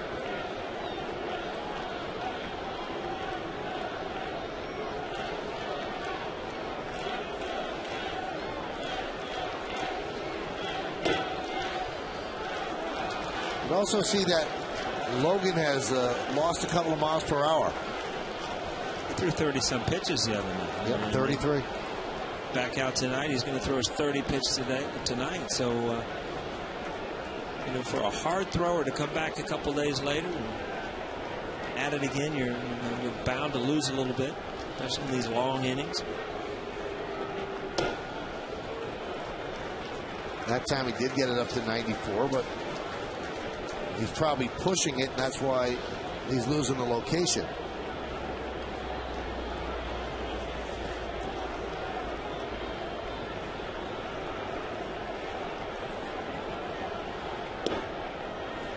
And the bases are loaded for David Wright. So a walk to Pagan. He's on for the third time.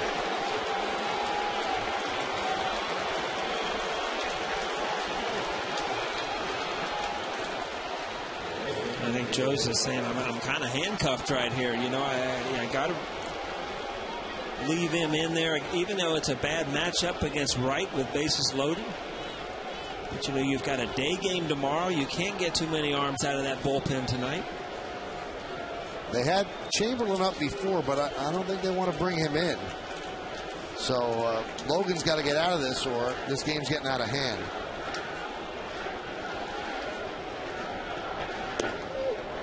There's a strike. Now there's some stirring. And David Robertson, who threw earlier, they don't really want to bring him into a 4-0 game either, because as Paul said, day game tomorrow. Pelfrey against Hughes, 105 start. 0-1.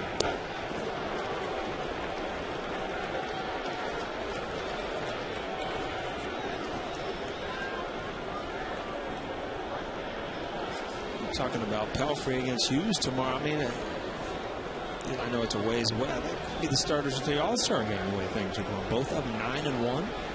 One guy's going to yell at you. Ubaldo Jimenez. And oh, say, yeah, forgot about that fella. He's been a pretty good year. Let's see if the Yankees can turn two. There's one, and there's two. So David Wright banks into the 4-6-3 double play. One run on 3 hits, and the bases are left loaded. Last licks coming up for the Yanks.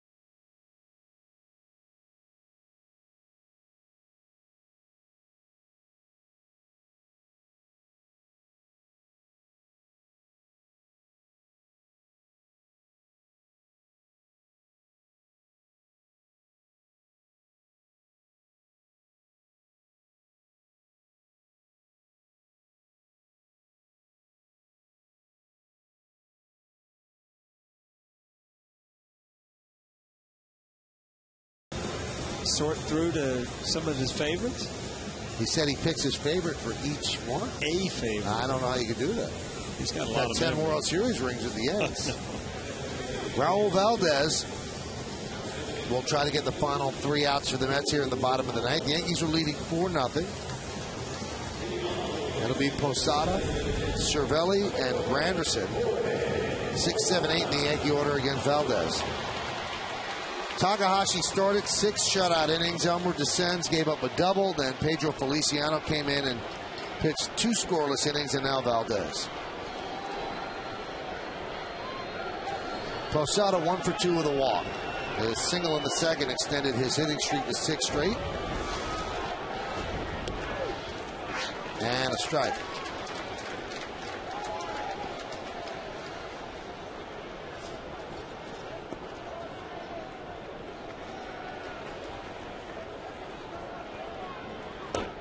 You see those conversations very much with players talking to managers, and I think Joe Girardi over the past couple of years, I think he's gained the respect of people, especially his players, where you can sit down and have a conversation with a player during the game. I mean, how often did you see players sit and talk to Joe Torre or Buck Showalter before that? It's just kind of a new era where you're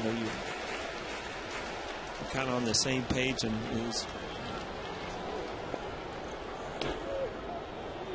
I'd love to know what that conversation was. I'm going to find Alex tomorrow and ask him. Yeah. Well, he got the information he wanted to get. Now we'll sit down and bother Derek.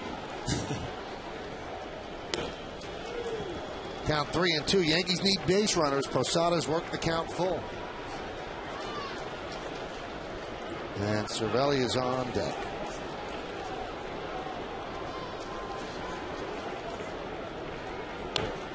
Foul bat. Last 6 games for Valdez, he's pitched to an ERA of 11.17.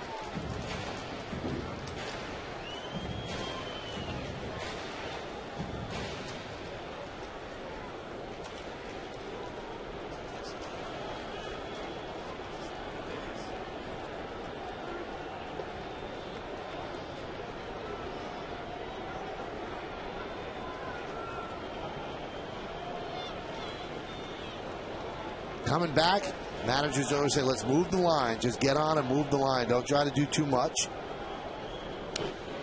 Posada serves that one down the right field line, but Francoeur got a good jump to make the play for the first out.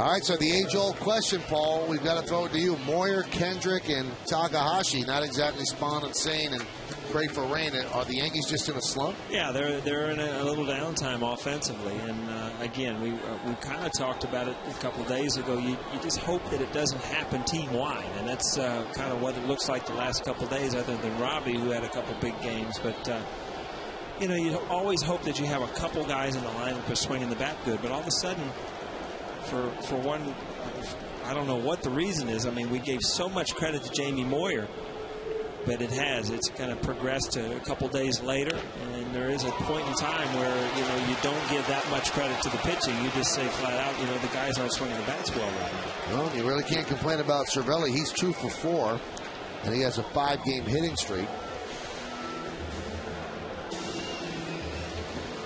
And that's going to bring up Granderson.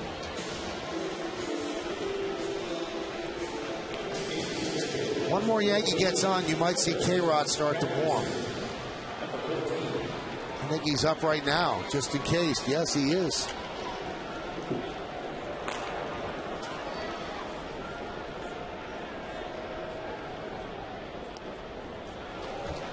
Count 0-1. See, Valdez kind of has that same delivery, but not quite the velocity. This thing's falling back there, Michael. I'm getting spooked up here. You know that? Wasn't me. Count 1-1.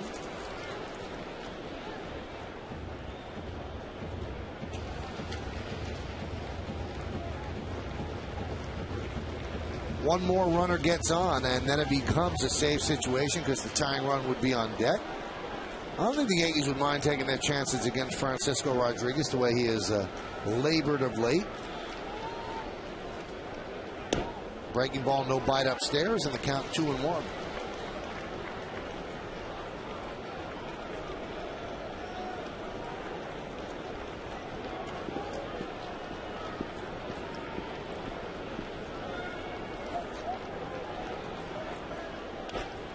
That one is slapped into center field. It's a base hit. And now they might see Francisco Rodriguez. So Granderson with a single. Does Jerry Manuel make the move? I mean, the rule is it's a save with the tying run on deck, but is it really a safe situation until he's actually in the batter's box? Well, Jerry's going by the rule. He's going to get, or try to get his guy a save. So K-Rod will come in to face Brett Gardner. Runners on first and second, 1 out. Yankees down 4-0.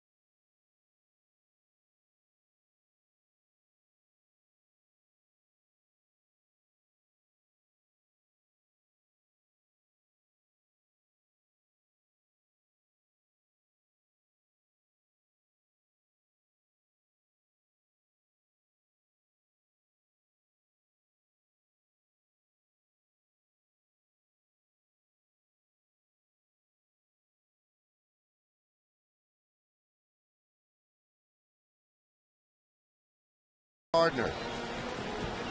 One more base runner, and that would bring the tying run to the plate. Gardner today struck out, grounded back to the mound, and then grounded to first. K-Rod does not throw as hard as he used to with the Angels. His fastball is about 89, 90. And he has a breaking ball that he goes to quite a bit.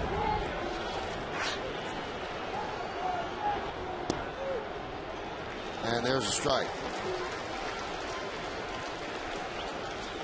Against the Yankees on May 22nd, 2 hits in an inning and 2/3. And then on Sunday on May 23rd, 2/3 of an inning, 2 hits.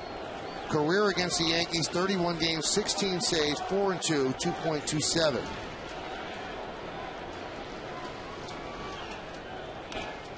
Now, K-Rod was on the mound last year in the Friday game, and he got Alex Rodriguez to pop up, but the ball was dropped by Castillo, and the Yankees ended up winning the game in one of the wackier finishes in Subway Series history. A walk-off E4. You had that call too, didn't you, Michael? He dropped the ball.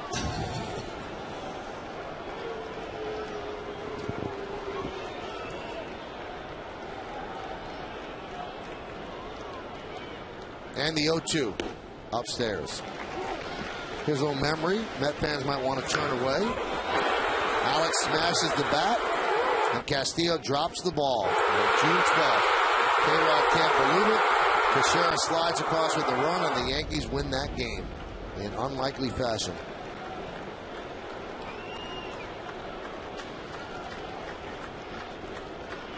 One-two count on Gardner. First and second with one out. Just missed outside. K-Rod thought it was strike three. Stares in at Mike Riley. Count 2-2. And Jerry Manuel not pleased with that call either. Let's see if they have a gripe. Looks like he moved the glove back, didn't he?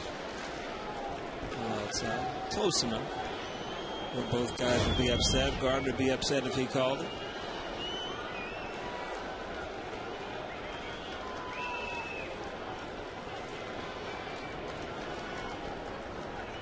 The 2-2. Fights it off and fouls it back.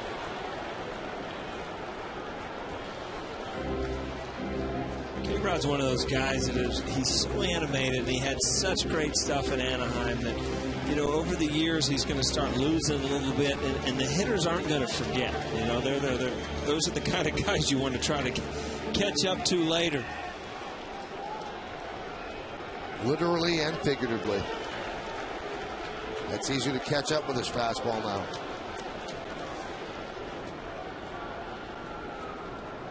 The 2-2. And the count 3-2.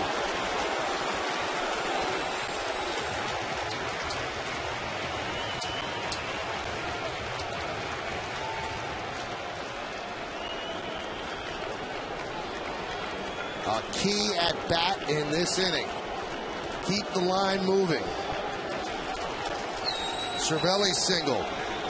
Granderson single. K-Rod is on. 3-2 count on Gardner. The pitch. Grounded foul. Ball four right there, but you know, as a hitter, you're so aggressive 3-2 in a situation like this. Don't want to take that strike three. Ball definitely down and in. That was really out of the strike zone.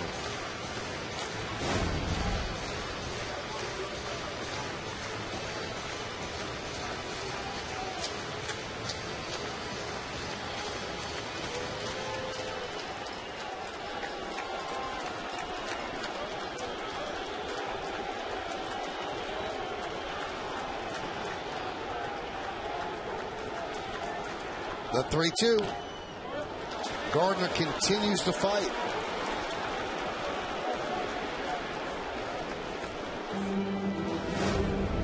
Been all fastballs. You talked about his breaking ball, but this count, I mean, this at bat, a lot of fastballs.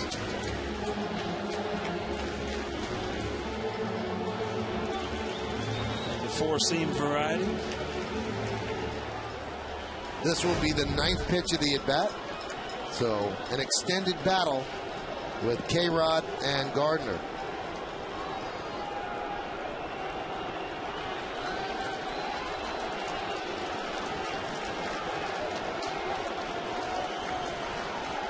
And the 3-2. Another ball out of the strike zone. All right, what point does K-Rod go, okay, now I'm going to try to drop a curveball? Well, you know, you haven't thrown one in this account, so you know you don't trust yourself because you figure if you throw a good curveball, the hitter's going to buckle and he's not going to swing at, so you have to throw it for a strike. But, you know, you haven't thrown that pitch the whole count.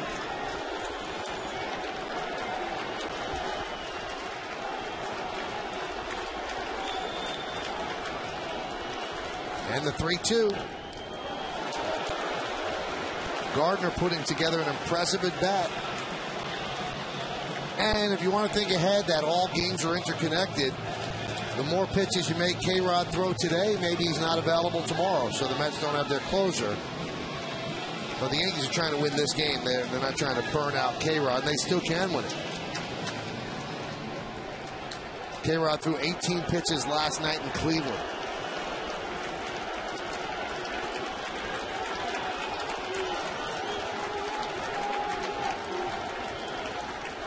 Three-two. And another foul ball. Fans, that's not a replay. These are just foul balls over and over again.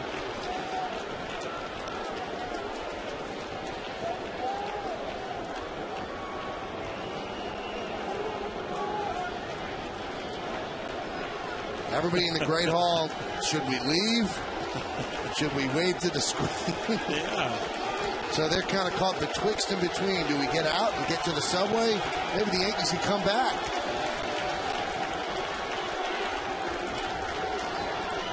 Three-two. He walked him. A great at bat for Gardner, and that brings up Jeter as the tying run.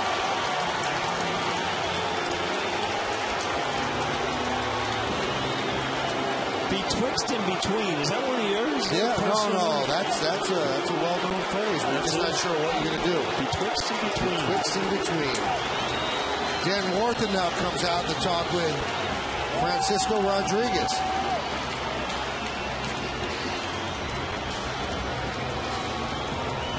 We showed you this earlier. This is the anniversary of his only grand slam against the Cubbies.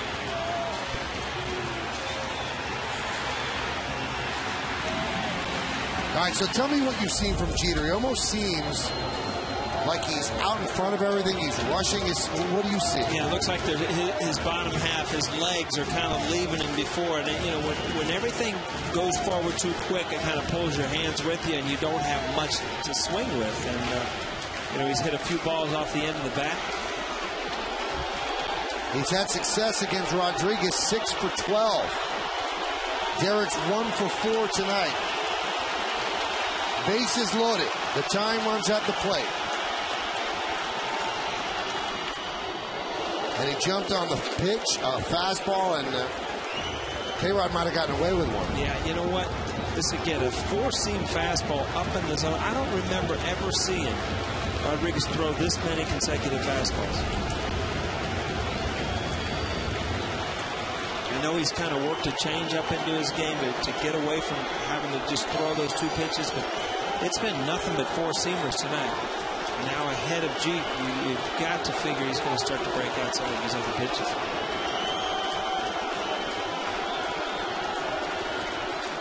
The 0-1. Another fastball. He did not throw a breaking ball at Gardner, right? All fastballs. So 14 pitches, 14 fastballs. And it's not like they're 95 either. I mean, he's got a lot of herky-jerky to his wind-up, a lot of arms and legs, which makes it kind of hard to pick up. But, you know, he's not at 95 or 97 like he used to be.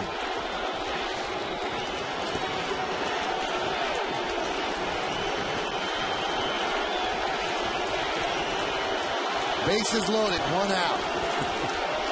Bottom of the ninth. And the 0-2. Check swing, did he go? Yes, he did. So Jeter down on strikes, and he has some work from Mike Riley. So that's going to leave it up to Nick Swisher. Makes it tough. First time you've seen a breaking ball in the count. Yeah, I'd have to say he did go there. First side, I didn't think he did, but it looks like that bat went really out in front. Now here's Swisher, who has had 2 good at-bats and 2 base hits his last 2 times up. Certainly has a flair for the dramatic, but again, you don't have to get a home run here. You've got Mark Teixeira on deck. A couple doubles put you in the same spot. Absolutely. He has 2 hits and 12 at-bats against Rodriguez.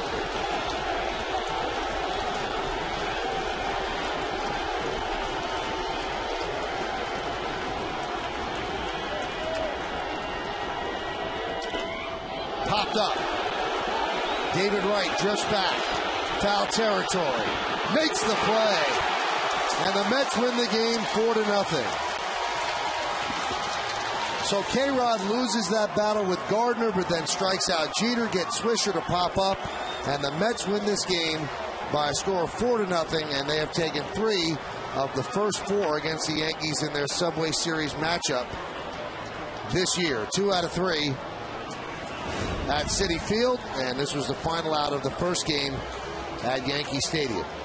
Wright drifts back, a long run, and that'll do it as Rodriguez picks up the save. And he knows where it is, waiting for it to come down. This time he's going to wait until it settles into the glove of David Wright and then go through all of his histrionics. And in the Great Hall, It's time to leave. As I head to the subway and the Deegan and the parking lots and all that. So the Yankees have lost 3 games in a row at home, and that ties their season high here at Yankee Stadium. 4-0 Mets. We've got to give out some awards here on My 9. Stick around.